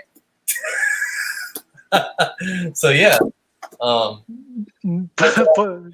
tell them about the direction that you want to go, though, Carlos. Also, with like, are you we're eventually like gonna dabble in a more drama realm as well in the Yeah, future. eventually, the story will eventually take a more dramatic route. But even through all the even through the drama, there's going to be a bunch of comedy in there and still inserted. We're still gonna have the root of the comedy in there. Yeah, like Rick and Morty. Their season finales sometimes have like kind of a dramatic flair to it. But even as my books progress in general, because I have a lot of comic things that I want to do. A lot of them are actually more, drama based. So it's kind of Loxahat Streets will eventually grow into a little bit of a comedy drama, and then the rest of my comics will just be pretty much just straight drama, and action. So that's kind of like gonna signify the growth of like where I want to go in general as an artist as well. But yeah, I mean, Loxahat Streets in general is just going to be a comedy drama. Right now it's just a full-on comedy, and we'll see where it goes from here. So. Well, yeah, you got to have the material that's going to draw people in and get eyes on your project. And it's like the way to do that is through comedy, it's raunchy, and to get the audience that is into that kind of stuff and then take it in the direction that you want to take it. And, word of mouth will get more people looking at it. I mean, and like kind of to elaborate on what I was saying, with the whole thing with the origin story of, Raziel Stevens or Zeno Nanite Titan, it's like, if you would watch the Punisher movie and they would leave out the part where his whole family gets killed by that mob boss, and that's what his motivation is. Yeah. You would sit there and watch the movie and go, what the hell is this guy just running around killing all these people for? So I think, like Nick touched on with character and story development, that's one of the biggest things that you got to worry about is can your character be relatable? Is your audience going to understand why they are the way they are and why they do the things that they do? And that was kind of the intention of, I'm good at writing and creating stories, so I'm going to make a book to describe why he is who he is. And hopefully I can find somebody to collaborate with to continue on the series as, its own standalone comic. And, I always get the question, well, are you going to go back and rehash from the books into the comic? And my answer is no. If people want to know the backstory of where Zeno Nanite Titan came from and who he is and where he came to be, the books are always going to be there. Yeah. So, how did your laptop get the name Sloth? oh, he was just I said if my laptop's working now, I hadn't checked to see if the internet connection was on. He was thinking I was rebooting it and it just now came up, but actually it's been up the whole time. It wasn't connected to the internet. It was totally froze, but I refreshed it and that was good. That's awesome, man. See, there's a Carlos. You want to do we tell him about the Sloth superpower? What's the Sloth superpower? Yeah, tell him. When he holds his breath and he stops moving for like a few minutes or an hour. What happens? What, he explodes in super speed? Turns into super speed, man. I think the Sloth is like. Yeah, the Sloth's gonna charge up for an hour, and people are thinking he's just moving slow like normal, and then like he just like burst into like the super speed mode, like whether like fighting a bully or like trying to talk to a girl and it starts like speed talking and stuff like that. Like he like charges for like an hour and people think he's just like, you know, doing the sloth thing and just moving slow, and then bam, he like goes and does his thing, you know. He's got to charge up a little bit. Yeah, and I guess my character's pretty good at dodging things. You'll see eventually. But there's a did you guys notice there's a banana on the Loxahatchee streets? About that. That's pretty cool. I didn't notice that. I just saw it now. I made it late. I freaking wanted that, man. But he put it on the actual Loxahatchee streets Oh, yeah, no, instead. That's great. That's pretty cool, man. Yeah, I did it That'd be on cool. purpose. I was like, I'm gonna add the banana in there. I was like, I wonder if they even noticed. I was like, Yeah. I just, I was like, I can do it on here with StreamYard. So I was like, I'm gonna add the banana in, just because it's in the actual name. And so if people search it and they find it and it's got the banana in the name, they know they're in the right place, right? Yeah, that's true. And also for anybody that's watching, if you guys want to check out Loxahatchee Streets and read the first episode of it, the link is actually in the description of this video and where you can find these guys at on Facebook. Does he eat a special brownie to invoke the power? Hey, Heather, thanks for joining. All right. And it's really cool to see you guys collaborating on this on the project, because that's what's so awesome about working with other people. So when I did the art for my book, for instance, this is Ed did this for me. We talked for months about bringing up the initial layout of the character, and then I basically went to the artist and I said, here's your section of the book, do your imagining of what the character would look like. Cool. And so each one of these is actually the artist's rendition of what they think the character would look like based on my words. And that's what's really cool about it, is when I said, hey, here's your section of the book and here's the description of my character, I actually took inspiration from each one of the pieces where it goes in the book, and I rewrote and retailored the story to fit with each piece of art. And Russ, this looks like a more serious, badass version of Crocobot. But what? Instead of it being a crocodile, it's a human. You ever seen Rick and Morty? Yeah. Remember Crocobot? I haven't watched very many of them. Oh, okay. Well, there's a crocodile that has the same suit, sort of, not the same suit. It's nowhere near as this cool. This actually is cool. That wasn't cool. This is cool. But this is like a badass version of that. Just reminded me. But that Crocobot didn't really have any superpowers, other than he's a half crocodile, half robot. This one actually, what's his superpower? He doesn't have a superpower. He's human. But he has an awesome sword, man, and he has like fire around him. Yeah, well, you'll find out in the story. It's a special suit that was made for a specific purpose. Nice. When is this one coming out? I'm going to be kickstarting it next month. So okay, things have been up in the air. I've had stuff going on. They thought I had cancer since January, and I just found out 2 weeks ago that I don't, finally. Because COVID shut down, and then congratulations, man! That's thanks. Incredible news. So it was a huge thing, but instead they found that I have 6 bulging discs and 2 blown discs in my back, and so they were basically what happened is in January I had a pain in my side. I went to the hospital. I'm like, something's wrong. They I told my wife, I was like, I got to go to the hospital. It's getting bad, because at first I was like, I pulled a muscle, no big deal. Well, they found a mass on my liver, and so they sent me the following week for an MRI.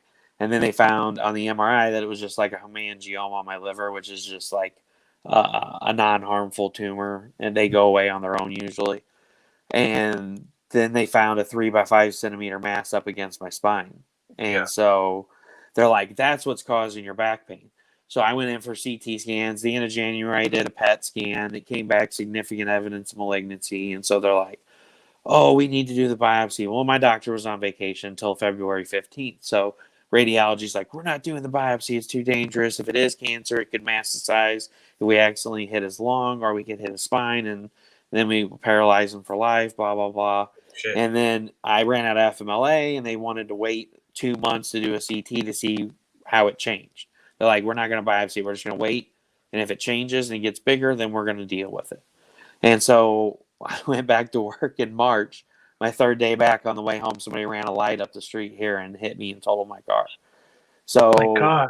I missed all of March, and then the COVID shutdown happened. So they're like, all right, we're not dealing with this.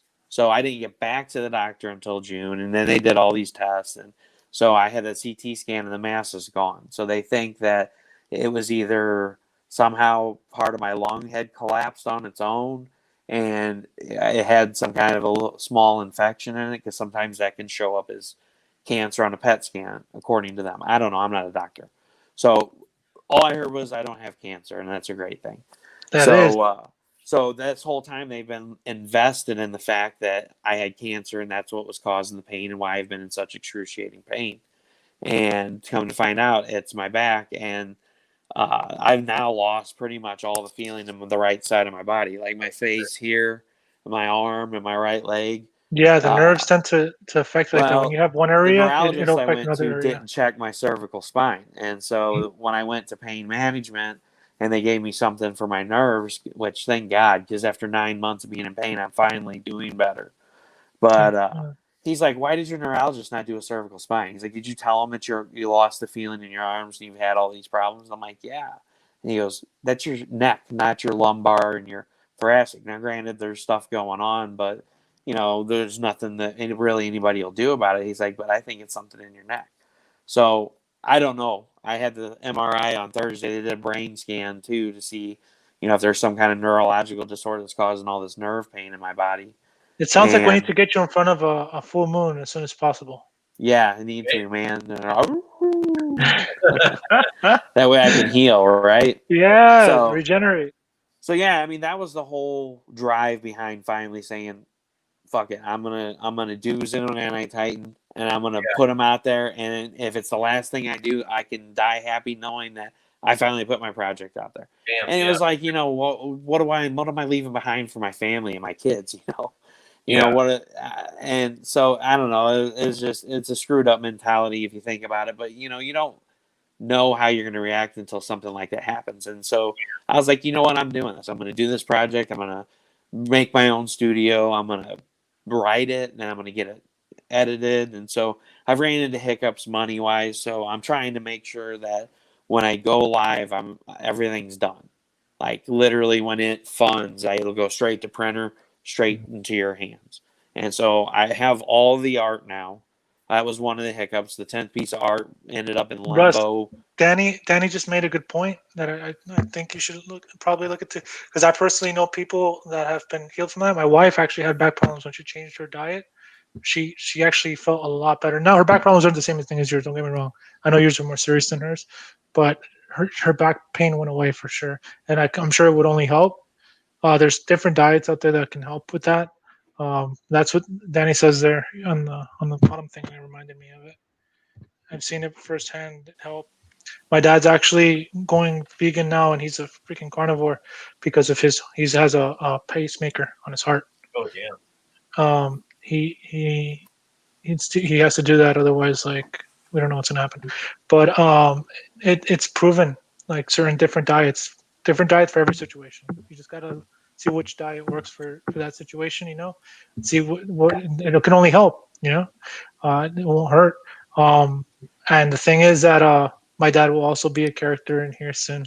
Yeah, eventually. Yeah. His madness will be shown. Oh man. Big reason why big part of how I ended up. I mean, thanks to him now. I mean, I'm doing okay. If I hadn't had him, I don't know where. I'd probably be a completely different person, but it wasn't easy, man. This guy freaking gave me growing up too. He has like got my ass kicked so many times. And he has. I've had my fair share of embarrassments, and hence Sloth never wanted to come over. It's not a crazy time, man. Yeah, man. And I remember one of those times when Carlos would say he'd be coming over Sloth would say be coming over to the house or whatever, just like some of my other friends would, and then next thing you know, hours go by, and he's like, he's 2 blocks down, literally. The actual Yeah. spot. And he hasn't even not even halfway there, man. And then next thing you know, but I go over there to meet him, and next thing you know, it's I don't feel like doing this anymore. I need to go back. So tired. Didn't feel like freaking walking the rest of the way. And then what's it called? There was a story we might put in there. Carlos, a prank call with the cousin. Yeah. You want We might put that in there. I don't know. We'll see. that she almost got him to leave the house fast enough, but he was still too slow. Too slow, did not get there. Oh man. But what's it called? The even Danny the dog, as fast as he was, he was only able to get there for 6 minutes. He's smart about that, dude. Yeah, dude, it's pretty cool. Danny the dog, it's like Danny the dog because it's like DD. Mm-hmm. That goes. Russ, what would you name your werewolf character? I don't know. It's a tough one. I mean, we got Bryant as the Mystic Emu, right? Or is it Bryant the? He really wanted to be a raccoon, though. He did want to be a raccoon. That's true. Yeah. Fuck me, emu. Oh, No, man. he's the raccoon riding the mystical emu. Yeah. Oh my god. Yeah, I don't know. One of my favorite names was Raziel, and that's what I wanted to name my kid. My wife's like, no way. Because my dad's initials are RCA and my initials are RCA, and so I was trying to think of like our names to keep the RCA going. And I was like, I always love the name Raziel, and she's like, no, you're not naming our kid that. So that's how we ended up with Roderick. And so cool, when I wrote my story, I was like, you know what? I can finally use the name Raziel. That's going to be what my main character is. Kind of got like a Krypton vibe to it. Yeah, for sure. Yeah. Raziel was pretty epic, man. Yeah, I love it. I think it's an awesome name. My wife, not so much, but it's my book. Exactly, man. Book your rules. And Brian, did you say that your animal, your pet, ate your headphones? Was that your rabbit? Yeah, I have a rabbit. His name is Toffers. He's over Your here. rabbit? Toffer ate your headphones, dude? Yeah. I thought it was a gerbil that ate yours. I thought it was a dog. I never heard of a rabbit eating somebody's headphones. Yeah, I thought it was a man. dog too. He is. His name's Toffers. Lydia brought him home randomly one day, and she was like, "Oh yeah, I got us a rabbit." I'm like, "Okay, you could have told me ahead of time." Yeah. So she got this rabbit, and that's cute, her, man. trying to bite her. He got attached to me, so now he's my rabbit apparently. Oh man, that's awesome. I never had a rabbit inside the house. My parents made me keep them outside, man. Oh yeah. Nick had a mini farm growing up. Oh yeah, that's gonna be. We're gonna do shorts. Russell, I'm not sure if they brought that up to you before because I know that. Right? Yeah, I remember that being brought up once. We're gonna probably include the animal pen in there. We had all kinds of freaking animals, Russ. My dad, I don't know if it was for tax reasons or what, but I mean, I got really well connected with the goat. The goat was awesome, man. She would jump the fence and knock on the door with her horns and want me to come out and play. And the weasel, actually, one time we were play fighting, outside in the yard, and freaking the goat comes out of nowhere, man, it hits him with the horns in his ass, and he does a backflip. Freaking goats defend you, man. They're very loyal animals. I have to tell you, I was very impressed, man. And then we had a freaking turkey, bro. I wanted to go back there and just to hold the chickens, and I couldn't because the turkey would come and attack me. Oh, wow. But the funniest part of all was the gay bearded rooster. That gay bearded rooster was the smallest rooster out of them all. And I'll tell you what, man. Every time my little brother or my cousins or anybody came over, they would be chased by the gay bearded rooster and his boyfriend, all over the freaking yard. And then next thing you know, and then he would peck you or he would hit you with his talons. He was not, he was fearful, and he literally had a black beard, man. See, I remember he was like had white and black spots all around, very trippy color. And next thing you know, there was the biggest rooster that we had before for a while. He was huge, man, more than twice the size. We wondered where the heck he went, like because he was missing for like a month and a half. And next thing you know, Did you have chicken, like the next day? I'm cutting the grass. I look to the left and I see behind the bush that rooster was there, the big rooster that had been missing for a month and a half. Next thing you know, the gay bearded rooster for some reason likes to keep somewhat of a close distance from me. But then, so it followed me, I guess. And next thing you know, it saw the big rooster that's been used to rule the yard. Yeah. And that gay bearded rooster goes and chases that big rooster down, even though it's like 5 times its size, and rapes the big rooster, dude.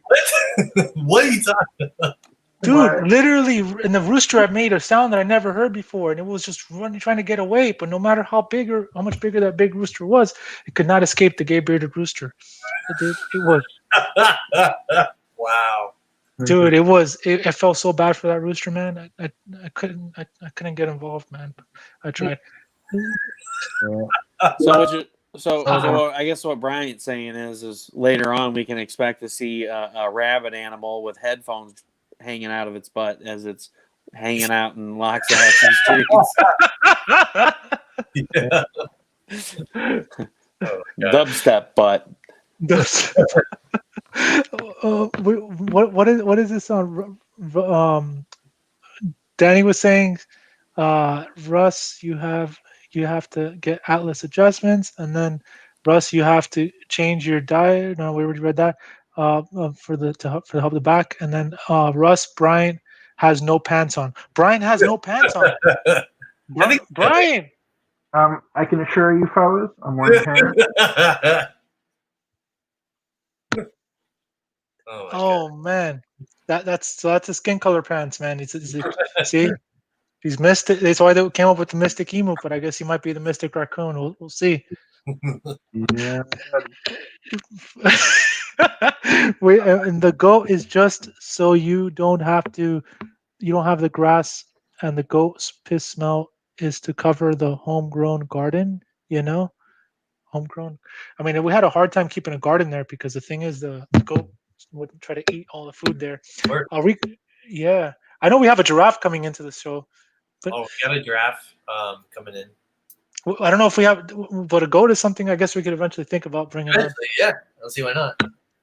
I still don't know what we're gonna do with your animal pen. Are they gonna be humans in there? Are they gonna be humans? Because we're all animals, right? So does it make more sense to have everybody as a human? That'll be pretty interesting, man. What do you think, Russ? Yeah, that'd be pretty crazy. I don't know though. It might get a little out of hand having humans in an animal pen. You might end up with like a human centipede or something like that. Yeah. Oh my gosh, that was.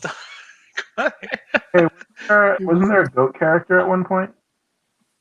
I don't think so. Because I remember from that big Deep shot. mural, yeah, there was like a goat and he had like a baseball glove or something. No, that's a llama. That's the baboon's little brother. Oh, okay. Yeah. How does a baboon have a llama as a brother? Right? Yeah. By the way, all everybody is like a different animal. Like all the parents are different than the children. All the brothers are different than the sisters, and like they're all just different animals. It doesn't make any sense. It's great. And it gets even weirder when if there's a human mom and there's an animal. Oh man. I met a couple people who had emus. Yeah, a lot of people in Loxahat had emus, and that's for darn sure. They had llamas, emus. Russ, I don't know if you get that a lot in Missouri, man. But there's a lot of people in Florida that have all kinds of exotic animals. Yeah, not too much around here. Where my grandparents lived out in Warrenton, there was some people down the road that had exotic animals. They had lions and tigers and all kinds of cougars, all kinds of crazy stuff, and cages in their yard. But other than that, man, we don't I mean, the only thing that people keep around here is cows, chickens, and pigs. Other than that, they don't have a whole lot of exotic animals. There is one place called Joel's Safari out in Forestel. That they got exotic animals. They got emus and camels and all kinds Can of you get stuff next? out Can there. you get in the cages with them? Yeah. Awesome, They're Carlos. not in can you- cages. They're in like stables, kind of. You can but you walk can up get to into. Can you get inside the stables with them? Yeah. Cool, because this is I have a marketing idea. I think maybe we can get everybody that's has a character in Loxahat Streets to get right next to one of the animals and take an actual close picture with them, like literally, like here's my animal. Like Oh, man. that would be pretty cool for marketing. Huh? That's a lot of people we have to get agree to that. Yeah, I don't know if I'd be able to get a picture of a raccoon though. With a raccoon? Are you kidding me? They have cafes in South Korea with raccoons. Raccoons too. Bro, Yeah. can you imagine me trying to take a picture of a raccoon that starts trying to bite me? Hey, Bryant, you're a graphic designer. Just Photoshop a raccoon in a picture with you, There man. you Come go. on. You know what? I'll do that.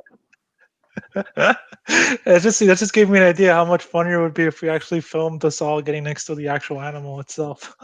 Yeah, mine would be a little tricky though, since werewolves don't exist. I mean, That's I true. would have to go to like a museum or like one of those horror museums or something where they got one of the statues or something and take a picture with that. You just Yeah. better hope it's not a night at the museum where it comes to life, man, because then you'd be pretty Dude, that'd be sweet as shit. right? Hopefully it's not hungry though. I have one idea. It's a little out of scope though. Like I don't think this is something that we'd ever be able to pull off. But like kind of like a Jim Henson's version of Loxahat Streets, where everyone's yeah, That's Everyone cool. do what? where everyone's a puppet, kind of like Sesame Street style. Oh, Yeah, so have each of the animals like the sloth and stuff as a puppet. Yeah. I mean, I don't think we'd be able to pull that off, but I think it would be hilarious. Maybe one day we could pull it off. We'll see. Yeah. Maybe as one of the extras for the Kickstarter campaigns. We'll see. yeah, that could be a good marketing idea Yeah. for the Kickstarter campaign. Wow, that's good. Yeah. We'll see. We'll see. Me and Roger have all the film cameras ready to go. Like we all have the cameras over here, and we have all the sound equipment over here and everything. So we've got like a little mini production company that we can do things with. Yeah, that's awesome. So eventually we'll get all this stuff off the ground. Hopefully. I had to write that down there. Yeah, that's we got a lot of good ideas here in this All right. this writers meeting we had here together. We always have a writers meeting when we have these podcasts. Like we're always like having ideas and writing them down. Oh yeah, we're always like, flinging possible ideas in these podcasts. Yeah, Definitely. this page is full right now. And Russ, you go. Do you guys have a big con over there as well? Like whenever COVID's not around? No, In Missouri? No, No? the St. Louis has little small cons. There's a con down in Perryville, Missouri, Heroes Con. It's like this year would have been the second year I think that they were going to have it, and I was going to go to it until the whole COVID thing happened and they shut it down. Last year was the first time we had a really big con, and it was at the Family Arena in Really? Maryland Heights, and it was Wizard World. Right. I didn't go to it because it was ridiculous. Like, See, you Russ, what do you think bought about this tickets to idea? go in there, and everything there you had to pay for. So, like to go to the artist booths or to get Right. pictures, and there was all this extra crap. Like everything cost money. Signatures. Russ, why don't we do this, man? Why don't we all get the comic community together, right? And let's all just dress up as the characters of what we're trying to promote, and just go out there and put it out wherever we'll get whoever we want to see it, man. Right? How much better marketing can I get than that? Right? Like at the end of the day, Roger and I agreed pretty much that we would be open to. Out of all of us, Roger kind of almost have no shame into putting ourselves out there, dressing up as the furries, putting on furry suits, and just going out, maybe knocking on the doors of I don't know, companies like Adult Swim, for example, just breaking in there to dress up as furries, and then Attention, security. We have a man dressed as a mythical emu. Please send animal control. Yeah, right. They just have that'd be pretty fun. control like loops, to kind of like pull you out. Yeah, see, the only way you can get that to fly is you're going to have to get your LSD Black Panther to go with you as a bodyguard. So, if things get out of hand, he can just eat everybody, and then you can just take over the studio, right? I mean, that's a whole story by itself.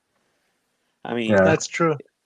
I mean, I'm telling you, you're talking about a DJ party, and then your buddy goes up with some kind of candy necklace. I mean, that's the only thing I can think. You think DJ, you think of a rave and LSD, and that's the only reason why that Black Panther was chill. So, that's true. That could be a character in the book too. LSD Black Panther. LSD Black Panther. That's a good idea, man. Should we have a banana in there too, Carlos? A live banana that's actually just alive. Yeah, for sure. I mean, instead of having all furries, I think one person can wear like a furry, and then the other person can be a banana. Actually, I don't know. Man, that'll be you might get people that mistake you for bananas and pajamas. Bananas and pajamas.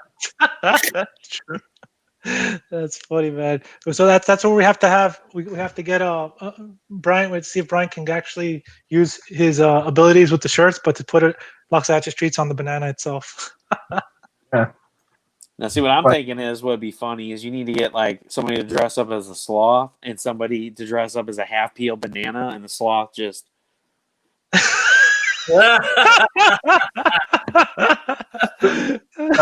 don't know I know about that thing, Art Basel, that was like a year or two ago, where someone sold like an art piece, which is looks like a banana. It's like duct taped to a wall for like $50 million or something. Oh yeah, that's crazy, man. I remember that. Just by duct taping a banana to the wall. How can the heck? Do a parody of that, but with Loxahat Streets. What was that? Do a parody of that, but with Loxahat Streets. Yeah, that's a good idea. Yeah. Loxahat Streets on the banana. Yeah. That's a really good idea. What do you think, Carlos? Yeah, we could do that. I mean, I'm down for anything, man. Right on. Bryant is like, these are the worst ideas ever. He's looking like I'm not wearing no. Holy shit. What does that mean? The what? GD raccoon coon suit. Cool. Yeah. No raccoons. I'm not much of a furry, but like none of us are really, except for maybe Nick.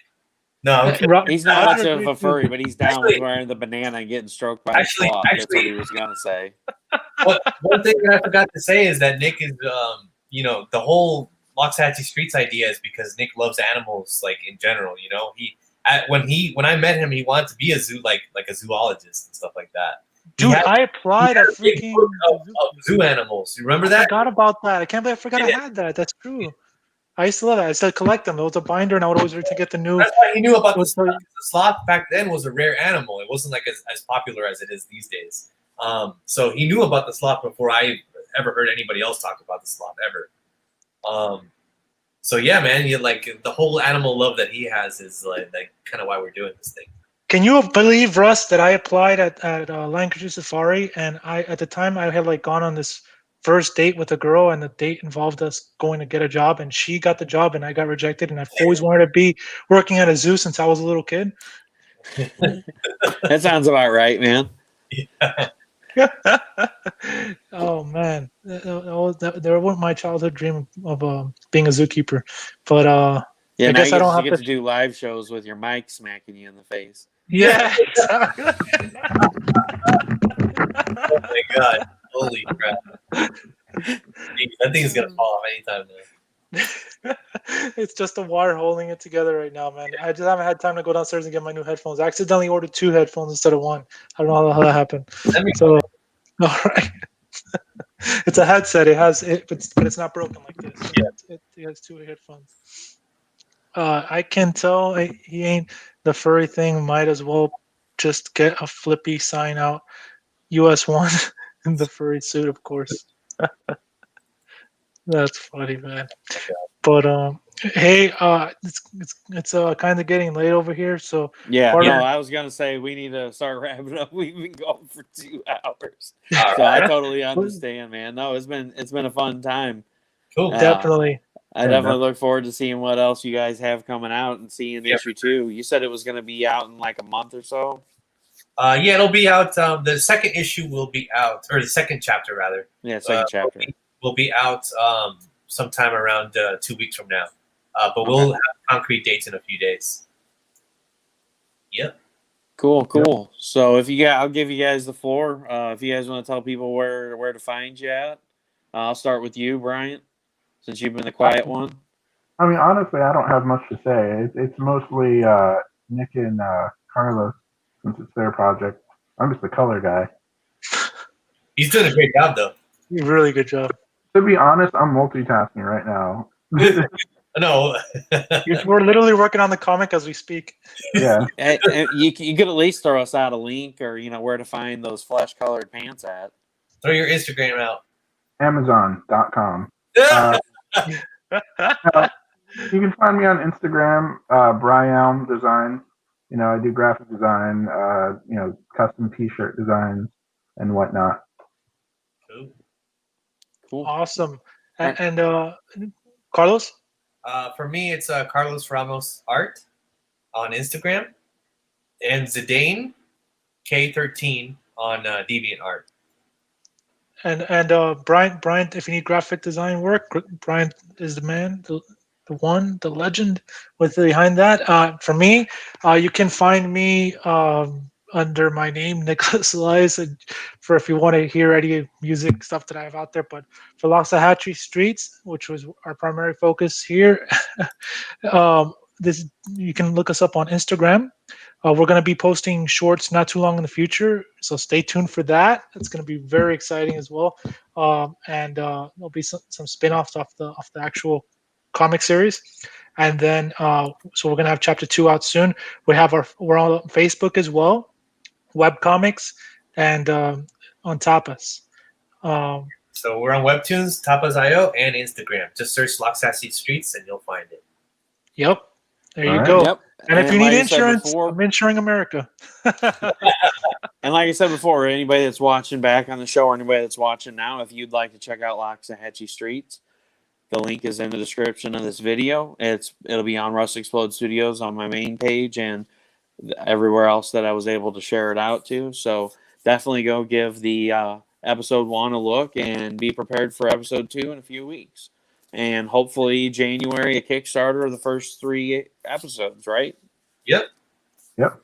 Definitely. Sounds great. Well, I appreciate you guys being on. It's been a blast.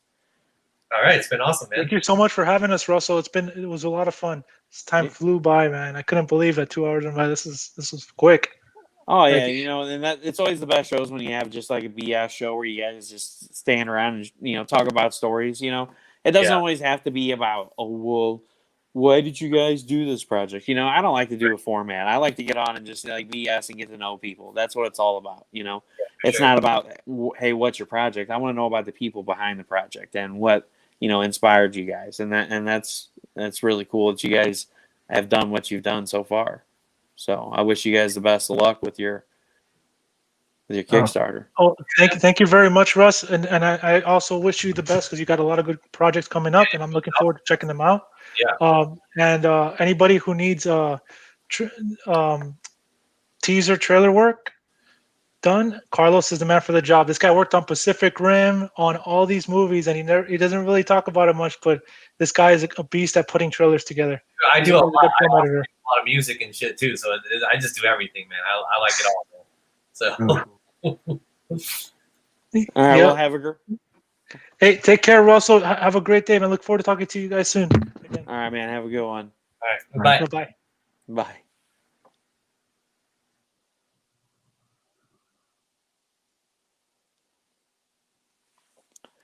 Well, guys, thanks a lot for being here tonight. We had a good show. It was a fun time. Definitely check out Loxahat Streets in the description of the video. Episode 1 is available on Webtoons. Episode 2 in a couple of weeks. And in January, we can look forward to a crowdfunding campaign for all 3 episodes in printed format. So definitely a cool thing to do. Definitely check it out.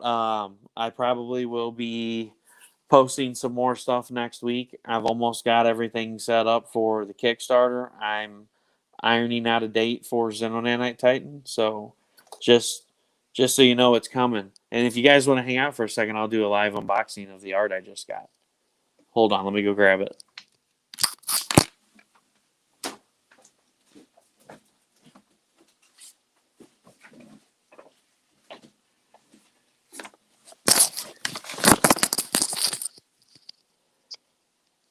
All right, I'm back. I got home super late last night from work, so I was not able to remember that I got this yesterday, and I forgot all about it. So I have not opened it yet. So this is going to be a piece for the stretch goals. Maybe if I can get into it.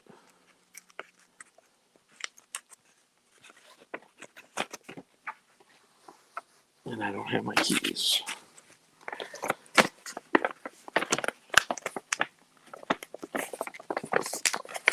There we go.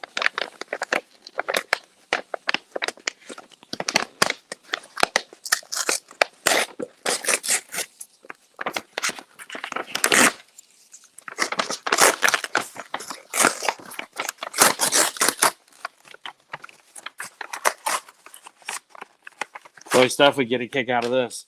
He'd be like, hey, where did this come from? Steph Wilson? Steph Wilson would be like, where did this come from? David Fought with his Serta Mattress Studios. Still cracks me up. The guy's got that super awesome artist table and he uses his mattress. Never going to let him live it down. Don't worry, Jack. I got this. It's all under control.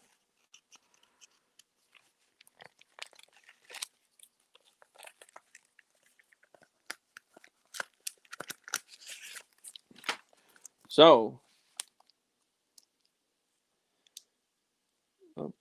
there we go. So here is a sketch card that will be available as a stretch goal on the Kickstarter. So, I appreciate you guys all being here tonight. Thanks for hanging out. Thanks for sharing it out. And thanks for being awesome. I hope you guys have a great week. I will be having a show on Sunday with Chuck Nasty and Sean Barber for Belial 2. Don't cut myself, yeah. So definitely check it out Sunday. I haven't made anything up yet. Things have been crazy. I got to go to the doctor tomorrow. Hopefully it won't be bad news. So I will get my test results tomorrow. I'll try to get something made up. But Belial 2 is coming soon. Check Chuck Nasty and Sean Barber out on Sunday at 8 p.m. Central, 9 p.m. Eastern Time. You guys have a great night. Have a great week. And as always, Russ Explode Studios, projects that'll blow your mind.